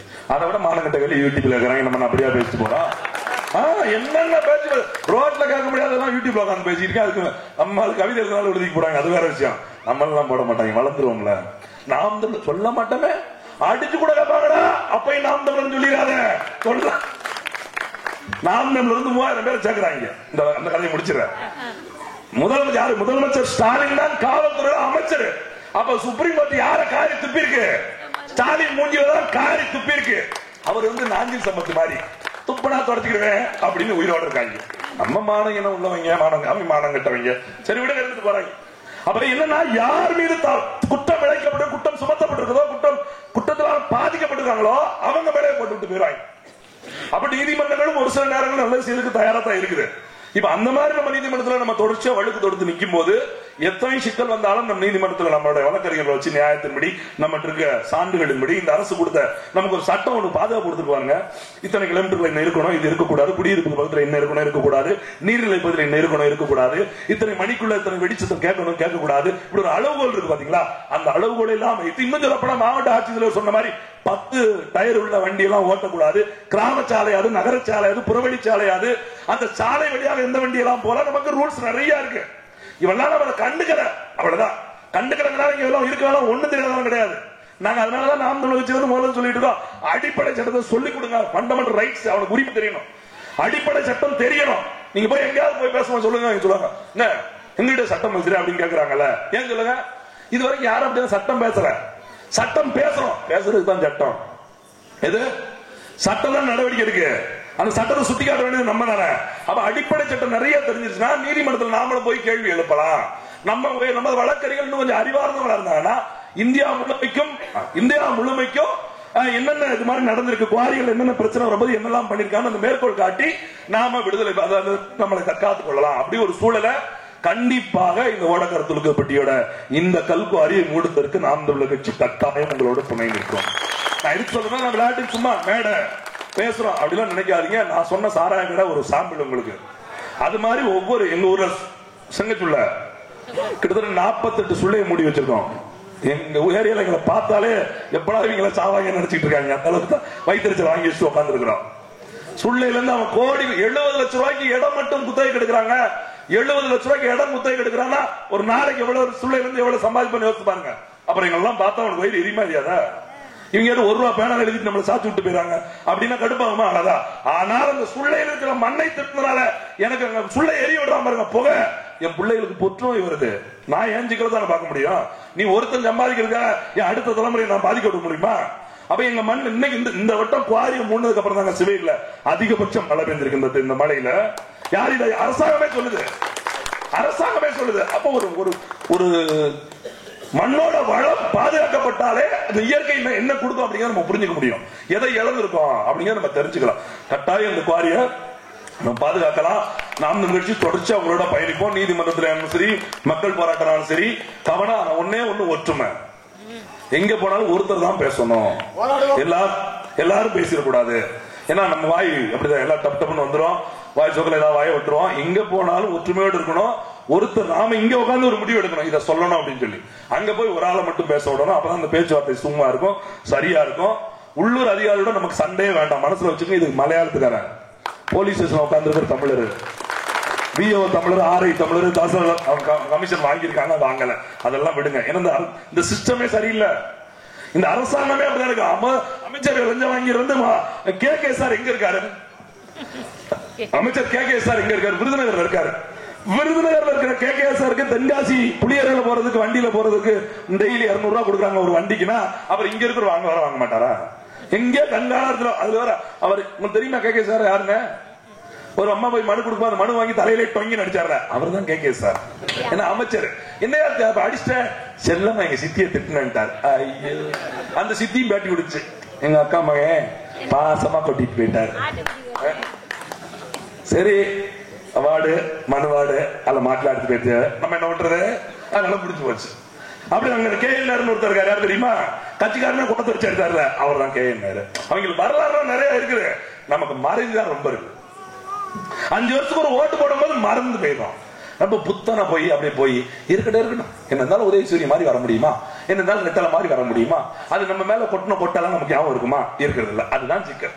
இந்த மறதியின் ஒண்ணும் இப்ப நாங்களே கட்சி தொடங்குறீங்க நினைக்கிறீங்க, இந்த மறதியை மறுபடியும் அழிச்சு நினைவூட்டணும் அப்படிங்கிறதுக்காக தான் நாங்க கட்சி தொடங்கி இங்க வந்து நிக்கிறோம். ஏன்னா வருஷத்துக்கு 5 வருஷத்துக்கு ஒரு தடவை உங்களுக்கு கேள்வி கேட்கிற வாய்ப்புங்க. இங்க நடக்கிற அநீதிகளுக்கு எதிராக, இங்க நடக்கிற தவறுகளுக்கு எதிராக, இந்த மண்ணுக்கு மக்களுக்கு எதிராக நடக்கிற திட்டங்களுக்கு எதிராக பேசுவதற்கும் குரல் எழுப்பதற்கும் ஒரு வாய்ப்பு. நீங்க எங்கே போய் முழங்காட்ட வேண்டாம், இப்படி என்ன மாதிரி பேச வேண்டாம். இப்ப என் பேரை குறிச்சிருவாங்க, இவன் தான் பேசியிருக்கான் அப்படின்னு தெரிஞ்சிடும், கேஸ் போட்டுருவாங்க, உள்ள போட்டுருவாங்க, எந்த பயமும் வேண்டாம். ஓட்டு மட்டும் போட்டுவாங்க, எல்லாம் மாறிடும். எவன் மீது கோபம் எழுப்பினீங்களோ, எவன் வேண்டாம் நினைச்சீங்களோ, நீங்க போடுற ஒரு ஓட்டு அவன் அந்த இடத்துல தூக்கிறோம். நீங்க நினைக்கலாம் நம்ம போடுற ஒத்த ஓட்டு ஒரு ஓட்டா போட்டா தான் 100 ஓட்டு வந்து சேரும். உங்க வீட்டுல நம்ம பிள்ளைங்க கோலம் போடுறதுல 100 புள்ளி கொண்ட கோலம் போடுறாங்களே, டப்பு 100 கையா இருக்கு 100 புள்ளி வைக்கிறதுக்கு, ஒரு புள்ளியா வச்சுதான் 100 புள்ளி வந்து சேரும். அப்ப எது ஒன்றுமே தொடக்கம் முதல்ல தான் தொடங்குது. நான் சரியா இருப்பேன், நான் ஓட்ட மாத்தி போடுவேன் அப்படின்னு நீங்க ஆரம்பிச்சீங்கன்னா, எல்லோரும் அந்த சிந்தனைக்குள்ள போய் விழுந்தீங்கன்னா அந்த மாற்று தானா வந்துடும். காசு கொடுப்பாங்க, நீங்க என்ன பண்றது? இப்ப ஈரோடு போயிருந்தேன், ஒரு அம்மா சொல்லுது, தம்பி நான் துண்டு வைக்க கொடுத்துருக்குமா, உங்களுக்கு விவரம் தெரியல தம்பி, ஏன் என்னங்கம்மா அப்படின்னு அந்த ஊருக்காரங்க பேசுவோம். அப்படின்னு ஏங்கம்மா என்னங்கம்மா அப்படின்னு, இந்த கோழி குஞ்சு இருக்குல்ல, கோழி குஞ்சு, அந்த கோழி குஞ்சு பிடிக்கணும் தம்பி, அப்படி கொஞ்சம் இறைய தூக்கி போட்டு தம்பி, அப்பதான் புஷ்குன்னு பிடிக்க முடியும். நீங்க கோழி குஞ்சும் கிடையாது, நான் கோழி பிடிக்கிற திருட்டு பேரும் கிடையாது, அதனால இறையெல்லாம் போடும்.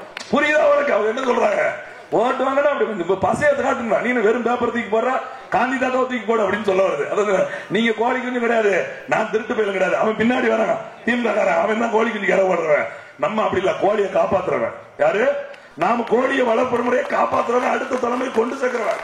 அப்ப வயசுல மூத்த அம்மா நமக்கு பாடம் எடுக்குது, எப்படி கோழி வளர்க்குதுன்னு. என்ன பண்றது, அப்படி ஆக்கி வச்சுட்டாங்க. மருத்துவர் சொன்னார்ல, 1000 ரூபாய் எங்க அடேங்கப்பா ஸ்டாலின் திட்டாத திட்டு, பொங்கலுக்கெல்லாம் செத்து பழச்சிட்டார் ஸ்டாலின் எல்லா வீட்டுக்குள்ள. என்னன்னு பார்த்தா ஒத்த கரும்பு அது கணக்கு போட்டு 135 வாவா கொடுத்திருக்கான். 135 வாவா ஏன் வாங்காம இருக்க வேண்டியதான? வீட்டுல வந்து அந்த 135 வாங்கிட்டு வந்தானே கணக்கு போடுறேன். நாம தமிழர்கள், நல்லா பாருங்க, நாம தமிழர்கள் உலகத்திலேயே நாம பிறந்த நாள் பிறப்பு நாள் பொங்கல் ஒரு கொண்டாடுறோம். அதுல மறுநாள் நாம உழவு வேளாண், நம்ம குடிகள் எல்லாமே நம்ம சாதியெல்லாம் தாண்டி நம்ம உள்ளவர்கள் வேளாண் குடி. நம்ம வேளாண்மைக்கு பயன்படுத்தப்படுற மாட்டுக்கு விழா எடுக்கிற ஒரு சமூகம் இருக்குன்னா உலகத்திலே அது தமிழ் சமூகம் ஒண்ணு மட்டும்தான். அப்படி ஒரு பேர் திருவிழாவை கொண்டாடுற நம்ம அந்த நாள்ல புது பொங்கல், நம்ம நெல்லுல நம்ம நிலத்துல விளைஞ்ச நெல் எடுத்து புதுப்பானை வாங்கி நாட்டு விளைவிச்சு பொங்கல் கொண்டாடுவோம் தெரியுமா? அதுக்கெல்லாம் ஐயர்லாம் தேவையில்லைங்க. நீங்க சொன்னாலே பொங்கிடும். அடுப்புக்குள்ள தீய மட்டும் வச்சுக்கின்னு வச்சுக்கோங்க, பொங்கல பிறகு கல்யாணத்துக்கு கூட்டு வந்து ஐயர் ஓதனா தான் தாலி கட்ட முடியும், சடம் கட்டு அள்ளி வந்து புகையை அள்ளி போட்டதான் பொண்ணு பெரிய மனுஷி ஆகும். அப்படி எல்லாம் ஏமாத்துக்காரெல்லாம் எதுவுமே கிடையாது. நீங்க சட்டியில அரிசியை போட்டு சர்க்கரையை போட்டு கீழே கம்ப நீட்டி தீய வச்சு கொஞ்ச நேரம் குத்த வச்சு உட்காந்து வச்சுக்கோங்க, அது வாட்டுக்கு பொங்கிடும். பொங்கலோ பொங்கி தள்ளிடும். அப்புறம் ஐயர் வந்தா தான் பொங்குவேன், பூணூல் போட்டா தான் பொங்குவேன், சட்டி மூடிக்கலாம் இருக்காரு.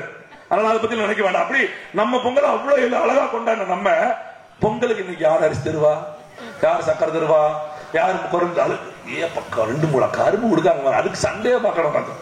என்ன எனக்கு கண்டை கொடுத்துட்டீங்க, என்ன எனக்கு முனிய கொடுத்துட்டீங்க, தேசக்கடைக்காரன் செத்த அன்னைக்கு மட்டும் அவன் வருஷம் மாசம் போட போது 2 லிட்டர் மண்ணெண்ணெய் வந்துட்டான். சண்டை கிடையாது.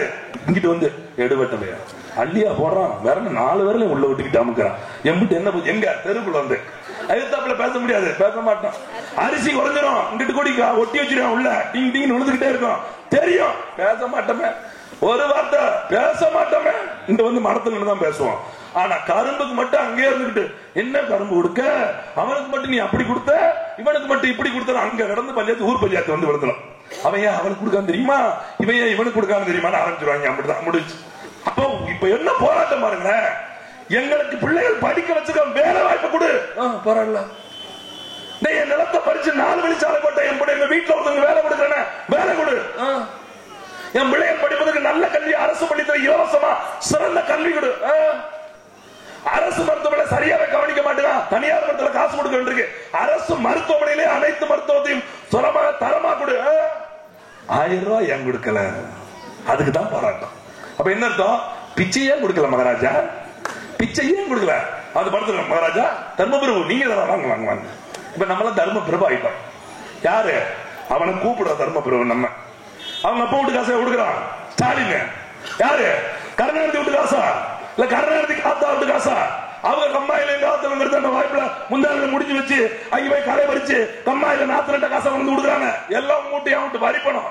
கால போடுற செருப்பு இருக்கு பாருங்க, செருப்பு தலையில வைக்கிற எண்ணெய் வரைக்கும் ஒரு நாளைக்கு 27 பொருட்களுக்கு வரி கட்டுறோம். நாம எடுக்கிற எல்லா இடத்துலும் ஒண்ணுலயே ஒரு ஊர்ல நூலகம் இருக்கணுங்க. நீங்க வாங்குறீங்களா ஷாம்பு, சோப்பு, பருப்பு, ஆயில், எண்ணெய், லொட்டு, லொசுக்கு எல்லாத்தையும் நூலகத்துக்கு ஒரு பங்கு ஒதுக்குறாங்க. எங்க நூலகம் இருக்கா? நூலகத்துல புத்தகம் வாங்கி வைக்கிறாங்க. போய் பாருங்க, நூலகத்துல பாருங்க. இப்ப நம்ம வந்தாங்க, சார் நல்லா வைக்கணும் சார், உங்களை நல்லா பாக்கணுங்க சார், நம்ம தம்பி மாறி பண்ணி சொல்லிவிட்டோம், உங்களை சொல்லலையோ அப்படி என்ன அப்படின்னா, நீங்க ஒரு 1000 ரூபாய் கொடுத்தீங்கன்னா புரவலர் நிதின்னு சொல்லி உங்களை பைசை மதிவானன் 1000 நன்கொடை கொடுத்தா உங்களை புரவலர் போட்டுரும் அப்படின்னு நான் அவர்கிட்ட கேட்டேன். ஏன் புரவலர்லாம் இருக்கட்டும், போன வருஷத்துல 18,000 ஒதுக்கிருக்காங்க, அந்த எங்க போச்சு அப்படின்னா அது வந்து பஞ்சாயத்து தலைவர். நான் என்னன்னு கேட்டு சொல்லட்டுமா? எது வருஷத்துக்கு 20,000 30,000 லட்சக்கணக்கில் ஒவ்வொரு இடத்துக்கும் ஒவ்வொரு நூலகத்துக்கும் நம்ம வரிப்பணத்துல கல்விக்கு கொடுத்துக்கிட்டே இருக்கோம். அது எங்க போச்சுன்னு தெரியல. அது எங்க போச்சுன்னு தெரியல. ஏன்னா நமக்கு என்னன்னே தெரியல. ஏன்னா நமக்கு வீட்டுல 1000 வேலை இருக்கு.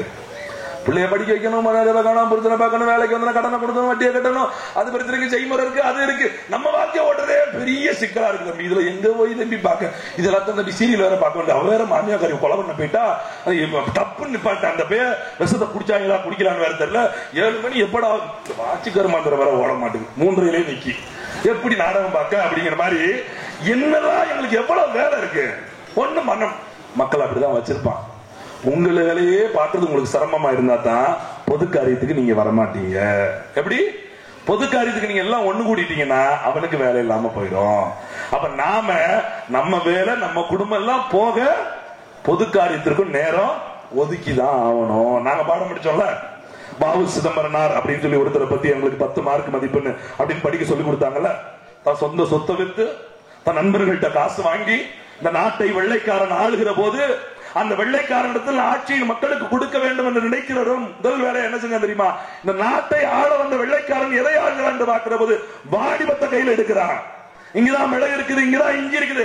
மிளகு இஞ்சி எல்லாம் இப்ப மறந்து போச்சு, மிளகா தின்னுகிட்டு இருக்கோம். மிளகில் இருக்கிற மருத்துவ குணங்கள் எதுக்குன்னே தெரியாம போச்சு.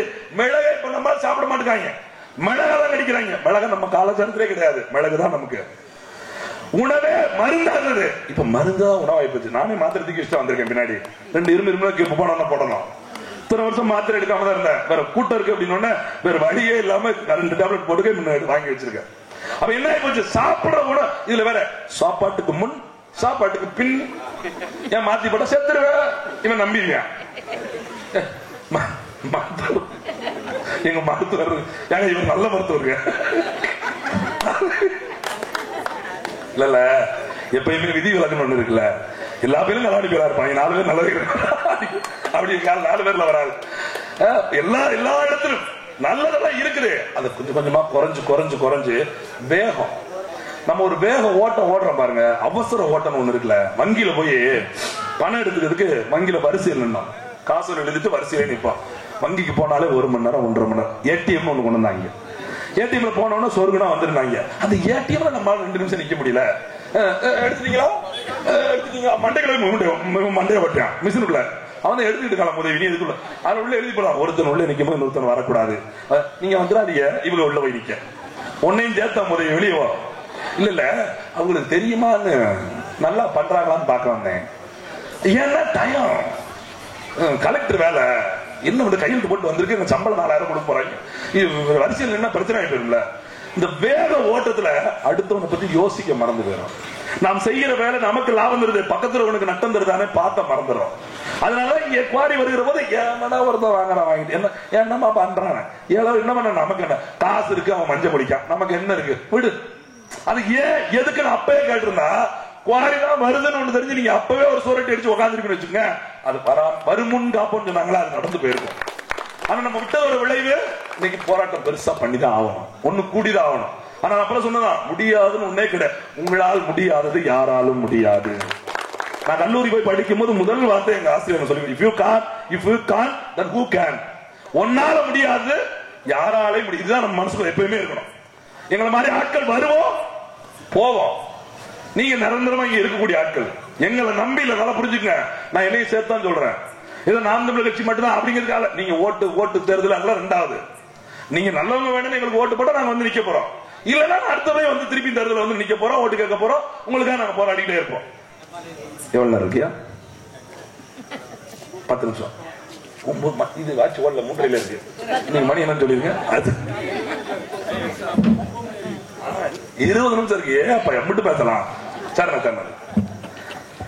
சட்டம் தன் கடமையை செய்யும். பேச்சாலே வாழ்த்த நாடு.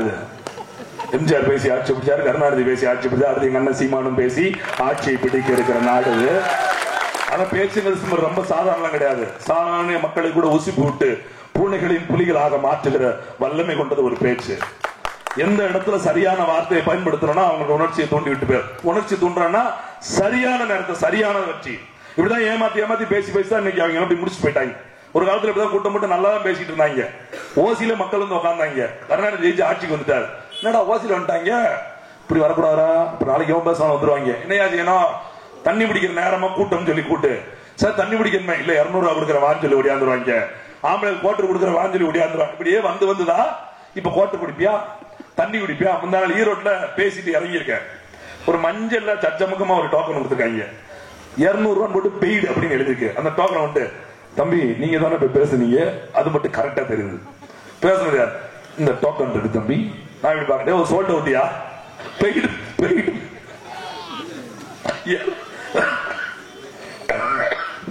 200 ரூபான்னு போட்டு கொடுத்தாச்சுன்னு சீல் அடிச்சிட்டாங்க. அது செல்லாதியா கொடுத்தாச்சு. ஊரவுண்ட கூட கீழே எடுத்து வந்திருக்க. அப்ப எங்க சீமான் தானே உள்ள இருக்காருங்க, அவரெல்லாம் டோக்கன் கொடுக்க மாட்டேன், எதிர்கட்சிக்காரன் தான் கொடுப்பாங்க அப்படின்னா இல்ல எனக்கு 200 ரூபா. ஏன்னா அன்னைக்குதான் டோக்கன் ஆரம்பிச்சிருக்காங்க. நேற்று 2000 டோக்கன் போயிருச்சு. எப்படி ஈரோடு கணக்கு இன்னும் 4 நாள்ல 10,000 போயிரும் நினைக்கிறேன். ஏன்னா ஒரு கட்சி மட்டும் எதிர்த்து பாத்தீங்களா. நீங்க நினைச்சு பாருங்க, நாம் தமிழர் கட்சி முதல்ல தொடங்குற போது இப்படிதான் ஒரு ஊருக்கு நாங்களா சின்ன பிள்ளைங்க. இப்ப கொஞ்சம் வயசாயிடுச்சுன்னு வச்சுங்களேன். அப்போ அப்படியே 2 பேரு 4 பேரு கூட்டம் கூட வைக்க இன்னைக்கு நாள் இவ்வளவு பேர் வந்து நின்றோம். அப்பெல்லாம் 2 பேர் 4 பேர் இருப்போம். போலீஸ் பிடிச்சு போனா என்னன்னு தெரியாது. 2011 கைது பண்ண போகும்போதெல்லாம் டிவியில நம்ம பேர் வருதுதான் சொன்னாங்க. வீட்டுல இருந்து வெளியே ஓட்டாங்க. ஒண்ணும் பண்ண முடியாது. அங்க போய் கை கட்டி உட்கார வேண்டியதான். நான் கூட ஐயோ ஸ்டேஷன் போயிட்டு போலீஸ் போயிட்டோம், ஜெயிலுக்கு போயிட்டா என்னன்னு பார்த்தா இந்த களி கொடுப்பாங்க. களி அப்படின்னு பார்த்தா களி கொடுத்திருந்தா கூட நல்லா இருந்திருக்குங்க. கரிச்சோறு போட்டாங்க. பாவி மக்கள் கரிச்சோறு போட்டுட்டாங்க. இப்ப எப்படா ஜெயிலுக்கு போவதா இருக்கு. ரயிலுக்கு நேரம் ஆச்சு மாதிரி ஜெயிலுக்கு நமக்கு 10 வருஷம் ஆச்சு. கூட்டே போக மாட்டேங்க. பழைய ரவுடி லிஸ்ட் எல்லாம் உட்காந்துட்டு இருக்கும். புது ரவுடி ஆக முடியும். விளையாட்டு சொல்ல ஜெயிலுக்கு போன ஒரு வேலை இருக்க மாட்டேன். மாமியார் வீடு சொல்றாங்க. உண்மையிலேயே அதாங்க மாமியார் வீடு. தீபாவளிக்கு உட்கார வச்சு சோறு போடுற மாப்பிள்ளைய கவனிக்கிறமா. பொண்ணு முதல் சும்மா மாப்பிள்ளை கொடுக்காங்கல்ல. அங்க சரியா 7 மணிக்கு கஞ்சி கொடுக்காங்க. சூடா கஞ்சி துவையலோட. எவனாவது உருப்படுவான்? நம்ம வீட்டுல போடுவான்னு நினைக்கிறீங்க, பழைய கஞ்சி தான் போடுறாங்க. 7 நான்லாம் 9 மணிக்கு எந்திக்கிறாள். 7 மணிக்கு நமக்கு எந்திக்கவே முடியாது. 7 மணிக்கு சோறு, 12:30 மறுபடியும் சோறு. நாங்க புடுங்குக்கு 4 மணிக்கு கள்ளப்பருப்பு செய்யல. அப்படியே அப்படி ஊதி நம்ம சாப்பிட்டா அப்படியே ராஜா மாதிரி கால் போட்டு உட்காந்து செஸ் விளையாட வேண்டியதான். அப்படியே கேரப்படல. சீட்டு கட்டு மட்டும் தான் தர மாட்டேன். கொஞ்சம் கவலையா இருந்துச்சு. நான் ஒண்ணுதான் கத்து வச்சிருந்தேன். காலேஜ் ஒரு அம்மி ஓசிக்கிட்டாங்க. நீங்க ஒரு தப்பா நினைச்சுக்காதீங்க. திறமை தானே எல்லாருக்கும். அவங்களுக்கு செஸ் விளையாட திறமை, கேரம் போர்டு திறமை, நமக்கு இப்படி சீட் விளையாட திறமையா இருந்துச்சு. அது ஒண்ணு. நூலகத்துல புத்தகம் தராங்க. என்ன கதை புத்தகமா தராங்க, அரசியல் புத்தகம் தர மாட்டேன்ட்டாங்க. சாயங்காலம் 6:30 சோறு போட்டாங்க. என்னன்னு பார்த்தா இருட்டில் நம்ம தப்பி ஓடிடுவோமா. முடிச்சுட்டு உள்ள காலையில பரையிட வைப்பாங்க, முடிச்சிருவாங்க. இப்படியே என்னடா பார்த்தா சனிக்கு ஞாயிற்றுக்கிழமை கறிக்கிஞ்ச போடுறாங்க, மத்திய சிறையில போனா படத்தை போடுறாங்க. இவன் என்னன்றாங்க போனவன் திரும்பி வந்து 2 நாள் என்னடான்னு கேட்டா ஒரு வேலை கிடைக்க மாட்டேங்குது. போனவனை செவுட்டில் அடிச்சு உள்ள வந்து போட்டாங்க. 3 நாளைக்கு சாப்பிட்டு போவான் அப்படிங்க. எப்படா நாடு உருப்படும் அப்படிங்கிற மாதிரி. ஜெயில் திருந்துறதுக்கே இல்லை. உண்மையிலே மனசோட கோபத்துல கொலை பண்ணிட்டு கோபத்துல பிரச்சனை பண்ணிட்டு போறான்ல, அவன் மட்டும்தான் வருத்தம் அடைஞ்சு வெளியே வருவான். மற்ற எவனும் அப்படி எல்லாம் வர்றதே கிடையாது. சிறைய மனிதரை திருத்துங்கதெல்லாம் இல்லாம போயிடுச்சு. அதனால அதுக்கெல்லாம் நீங்க ஒண்ணும் பயப்படாது. அதுக்காக ஜெயிலுக்கு போகணும் அவசியம் இல்ல. நான் என்னோட ஜெயிலுக்கு போற சொல்றேன், எல்லாரையும் என்கரேஜ் பண்றேன், ஊக்குகிறேன் அப்படின்னு நினைக்காதீங்க. எல்லாத்தையும் தெரிஞ்சுக்கணும். களவும் கற்று மறந்தான்னு சொல்றான். ஏன் 4 கொலை பண்ணிட்டு காசுக்கு கூலிக்கு கொலை பண்ணிட்டு போற கொலைகாரன் நானும் ஒன்னா? இந்த சிறைச்சாலை நான் அப்படி சொல்ல போல வாவூசி இருந்த சிறைச்சாலை, செக்கை இழுக்க மறுத்த, மாடு இழுக்க மறுத்த, செக்கை இழுக்க விட்ட எங்கள் மாவட்டம் வாவூசி இருந்த சிறைச்சாலை. எங்களோட விடுதலைக்காக இப்படி ஒருத்த மதிவான வந்து அவனை பேசுவாங்க சொல்லி அவன் ஜெயிலுக்கு போனா இந்த சமூகம் இப்படி இருக்குன்னு நினைச்சவன் ஜெயிலுக்கு போனா என் தமிழ் சமூகம் எப்படியாவது விடுதலை பெறும் சொல்லிதான் சொந்த சொத்தை விட்டு சொத்தை வித்து நண்பர்கிட்ட பணம் வாங்கி கப்பல் 2 கப்பல் சுதேசி கப்பல் ஓட்டி காட்டினா. மக்கள் என்ன பண்ணாங்க தெரியுமா? அவன் 10 ரூபா வச்சான் இங்கிலீஷ்காரன், இவன் 5 ரூபா வச்சான். அவன் 1 ரூபாய்க்கு வச்சுதான் இவன் கப்பல் பெருசா போச்சு. சரி 5 ரூபா 1 ரூபா வச்சா கூட தமிழக கப்பல்ல போனா ஏறிண்டா நாடு அப்பவே விடுதலை பெற்றிருக்கோம். ஒரே முடிஞ்சு போச்சு. அவனுக்கு உள்ள போட்டாங்க. வேற எந்த சிறை எந்த சுதந்திர போராட்டத்தையும் கிடைக்காதுன்னு அவனுக்கு மட்டும்தான் மாடு இழுக்கு மறுத்து செக்கு பயிருக்கு நம்ம சணல் சாக்கு இருக்கு மாதிரி நெல் இருக்குமா சணல் சாக்கு அதான் அவனுக்கு உட சாப்பாடு அப்படி தூக்கி போட்டு மண்ணை தூக்கி போட்டுருவாங்க. தின்னாட்டு போ எப்படி இருக்கு நினைச்சு பாருங்களேன். இன்னைக்கு வஉசியோட பிள்ளைகள் எப்படி இருக்காங்க தெரியுமா? வறுமையில் வாடி இருந்து கொண்டிருக்கிறாங்க. எது சிறையில் அவ்வளவு கொடுமைப்பட்டு இந்த நாட்டுக்கும் மக்களுக்கும் விடுதலைக்காக போராடிய வஉசியின் வாரிசுகள் வறுமையில் இருக்காங்க. இந்த நாட்டின் விடுதலைக்கு போராடுற மக்களுக்காக போராடுறது ட்ரெயின் போகாத அந்த தண்டவாளத்தில் தலை வச்சு ஏமாத்தின மூதேவியோட குடும்பம் இன்னைக்கு 3 தலைமுறையா வாழ்ந்துகிட்டு இருக்கு நாட்டுல அரசாங்கத்துக்கு மேல. நினைச்சு பாருங்க. இன்னைக்கு எங்க போனாலும் பேருந்து நிலையத்தில் அவங்க அப்பா பேரு, எங்க போனாலும் சிலை வைக்கிறதுக்கு அவங்க அப்பா பேரு, மருத்துவமனை கட்டின அவங்க அப்பா பேரு, கக்கூஸ் அது இல்லையோ கக்கூசுக்கும் ஜாரா கிடைக்க மட்டும் அப்பா பேர் வைக்கல. மத்த எல்லா இடத்துக்கும் வச்சு விட்டாங்க. அதான் கேட்டேன், ஏமா திரும்ப சென்னையில இருந்த பிள்ளை தூத்துக்குடியிலேயே வந்து நின்று இழிச்சாப்பி அங்கதான் இருக்கான். சொல்லி அது உங்களுக்கு தெரியாதா? அவங்க வீட்டம்மா நம்ம ஆளுகள்ல ராசாத்தி அம்மா, அதுக்கு அனுமதி நம்ம ஆளுகளாம்.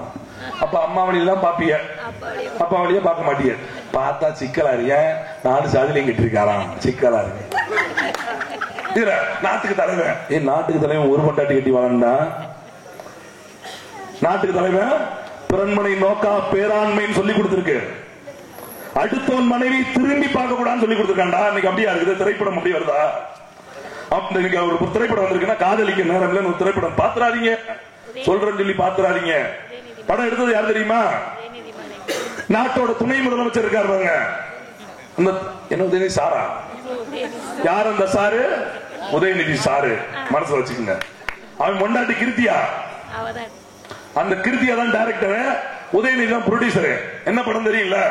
ஆம்பளை இல்லாம குழந்தை பெற்றுக்கலாம், ஆம்பளை கல்யாணம் பண்ணிக்கலாம். அடுத்த வருஷம் அப்படி வரப்போலாம். எதிர்காலத்தை கணிச்சிருக்காங்களாம். உங்க அப்பனுக்கு எவனா கவனிச்சு 4 முண்டாட்டி கட்டான்னு பணம் எடுத்திருந்தா கூட நாங்க தெரிஞ்சிருப்போம்டா. எதிர்காலத்தை சொல்லியிருந்தா நாங்களாவது புரிஞ்சுக்கிட்டு ஒழுங்கா இருப்பீங்க. அப்பா அத்தாலாம் ஓட்டு போடாம தப்பிச்சிருப்பாங்க. அடுத்த தலைமுறைக்கு எதை கத்துக் கொடுக்கணும் சொன்னாங்கல்ல, போதை ஒழிப்பு. அப்படி முதலமைச்சர்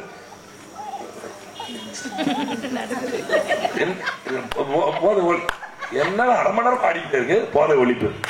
இது போதை ஒழிப்பு வாரமாக கொண்டாடப்படுகிறது. போதைப் பொருளில் இருந்தும் கஞ்சாவில் இருந்தும் நம்மை பாதுகாக்க நீங்கள் உறுதிமொழி எடுக்க வேண்டும். நீங்க என்ன பண்ண போறீங்க? நீங்க புடுங்க போறீங்களா? நாங்க உறுதிமொழி எடுக்கிறோம். ஆட்சிக்கு நீங்க கையெழுத்து போட வேண்டிய நாயே நீ தானடா. ஓட்டு போட்டு வேக்கங்க வேடிக்கை பார்த்து நாங்க கையெழுத்து போட வேண்டியது நீ தானே. ஒரே கையெழுத்து இனி சாராய ரத்து முடிச்சல. ஒரு கையெழுத்து போட தெரியாம குடிக்காதீங்க. இங்க அமைச்சர் அடுத்த ஆண்டு 45,000 கோடி 50,000 கோடியாக மாற்றுவதற்கு இன்னும் 10 கடைகளை திறப்பதற்காக முடிவு செஞ்சிருக்கேன். உங்க அப்பா கடையை மூடம் சொல்லிட்டு இருக்கான். குடிக்காதன்னா அவன் குடிக்கிறா. அமைச்சர் கூட்டம் நடக்கிறான். காமராஜன் ஒரு பெருமைங்க சாராய கடையில சாராய கடை படிக்க வைக்கணும் பிள்ளைகள் சொல்லிட்டு படிக்கிறதுக்கு பள்ளிக்கூடம் கட்டுறது எப்படா பள்ளிக்கூடம் கட்ட அப்படி பள்ளிக்கூடம் கட்டியும் பிள்ளைகளும் படிக்கலாம் போயிட்டானே. இந்த பிள்ளைகள் எல்லாம் எப்படா படிக்க சொல்லிட்டு பிள்ளைகளுக்கு மதிய உணவு திட்டம் ஒண்ணு கொடுத்துட முடியாதா? கொடுத்தா படிக்க மாட்டாங்கன்னு நினைச்சாங்க. இன்னைக்கு மதிய உணவு திட்டம் யாரு கொண்டு கேட்டா புரிச்சு தலைவர் எம்ஜிஆர். அல்ல அது மதிய உணவு திட்டம், இது சத்துணவு திட்டம். அப்ப விளக்கமா சொல்லு. இந்த ஸ்டிக்கரை ஒட்டிக்கிறது. செத்த வீட்டுல நான் தான் பணமா இருக்கணும், கல்யாண வீட்டுல நான் தான் மாப்பிள்ளையா இருக்கணும். ஒருத்தங்க ஒவ்வொரு 2 இருப்பாங்க தெரியுமா? எப்பயுமே எங்க வேணாலும் நம்ம தான் அப்படி அந்த மாதிரி குரூப். ஒண்ணு இங்கிட்டு அதிமுக, ஒண்ணு இங்கிட்டு திமுக. இந்த 2ஐயும் கொலை பண்ணாதான் நம்ம எல்லாம் வாழ முடியும். மனசுல வச்சுக்கங்க. இந்த 2 என்னைக்கு சாகுதோ அன்னைக்கு தான் நமக்கு பிரிச்சோம், நமக்கு மோட்சமே கிடைக்கும். இப்படியே ஸ்டிக்கர் அவர் அவ்வளவு சிரமப்பட்டு அமைச்சரை கொடுத்த கூட்டம் இருங்க. அவரோட அமைச்சரவையில ஒருத்தர் சுப்பிரமணியன், சி சுப்பிரமணியன் ஒருத்தர் இருக்காரு, உணவுத்துறை அமைச்சர். அவர் யாரா? ராஜாஜியோட ஆள். எல்லா கட்சியிலும் சண்டை இருக்கும்ல. காமராஜருக்கு ராஜாஜிக்கு முடியாது. ராஜாஜியா காமராஜரா?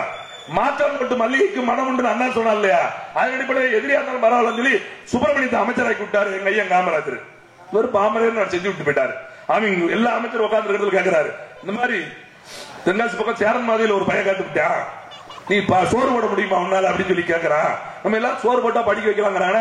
ஏதாவது திட்டம் இருக்க சோறு போட முடியுமான்னு கேட்டோன்னா நம்ம சுப்பிரமணிய நக்கலா அப்படின்னு நம்ம எல்லாம் பிச்சை தான் எடுக்கணுங்கயா அப்படின்னு அப்படியே போற போக்கில் அடிச்சு விட்டோன்னே முதலமைச்சர் காமராஜர் சொன்னாரா, என் பிள்ளைகள் படிக்க வேண்டும் என்பதற்காக எங்கள் பெற்றோரிடத்தில் மடிப்பு சேர்ந்த தயாராக இருக்கிற திட்டத்தை தொடங்கி விடுனார்.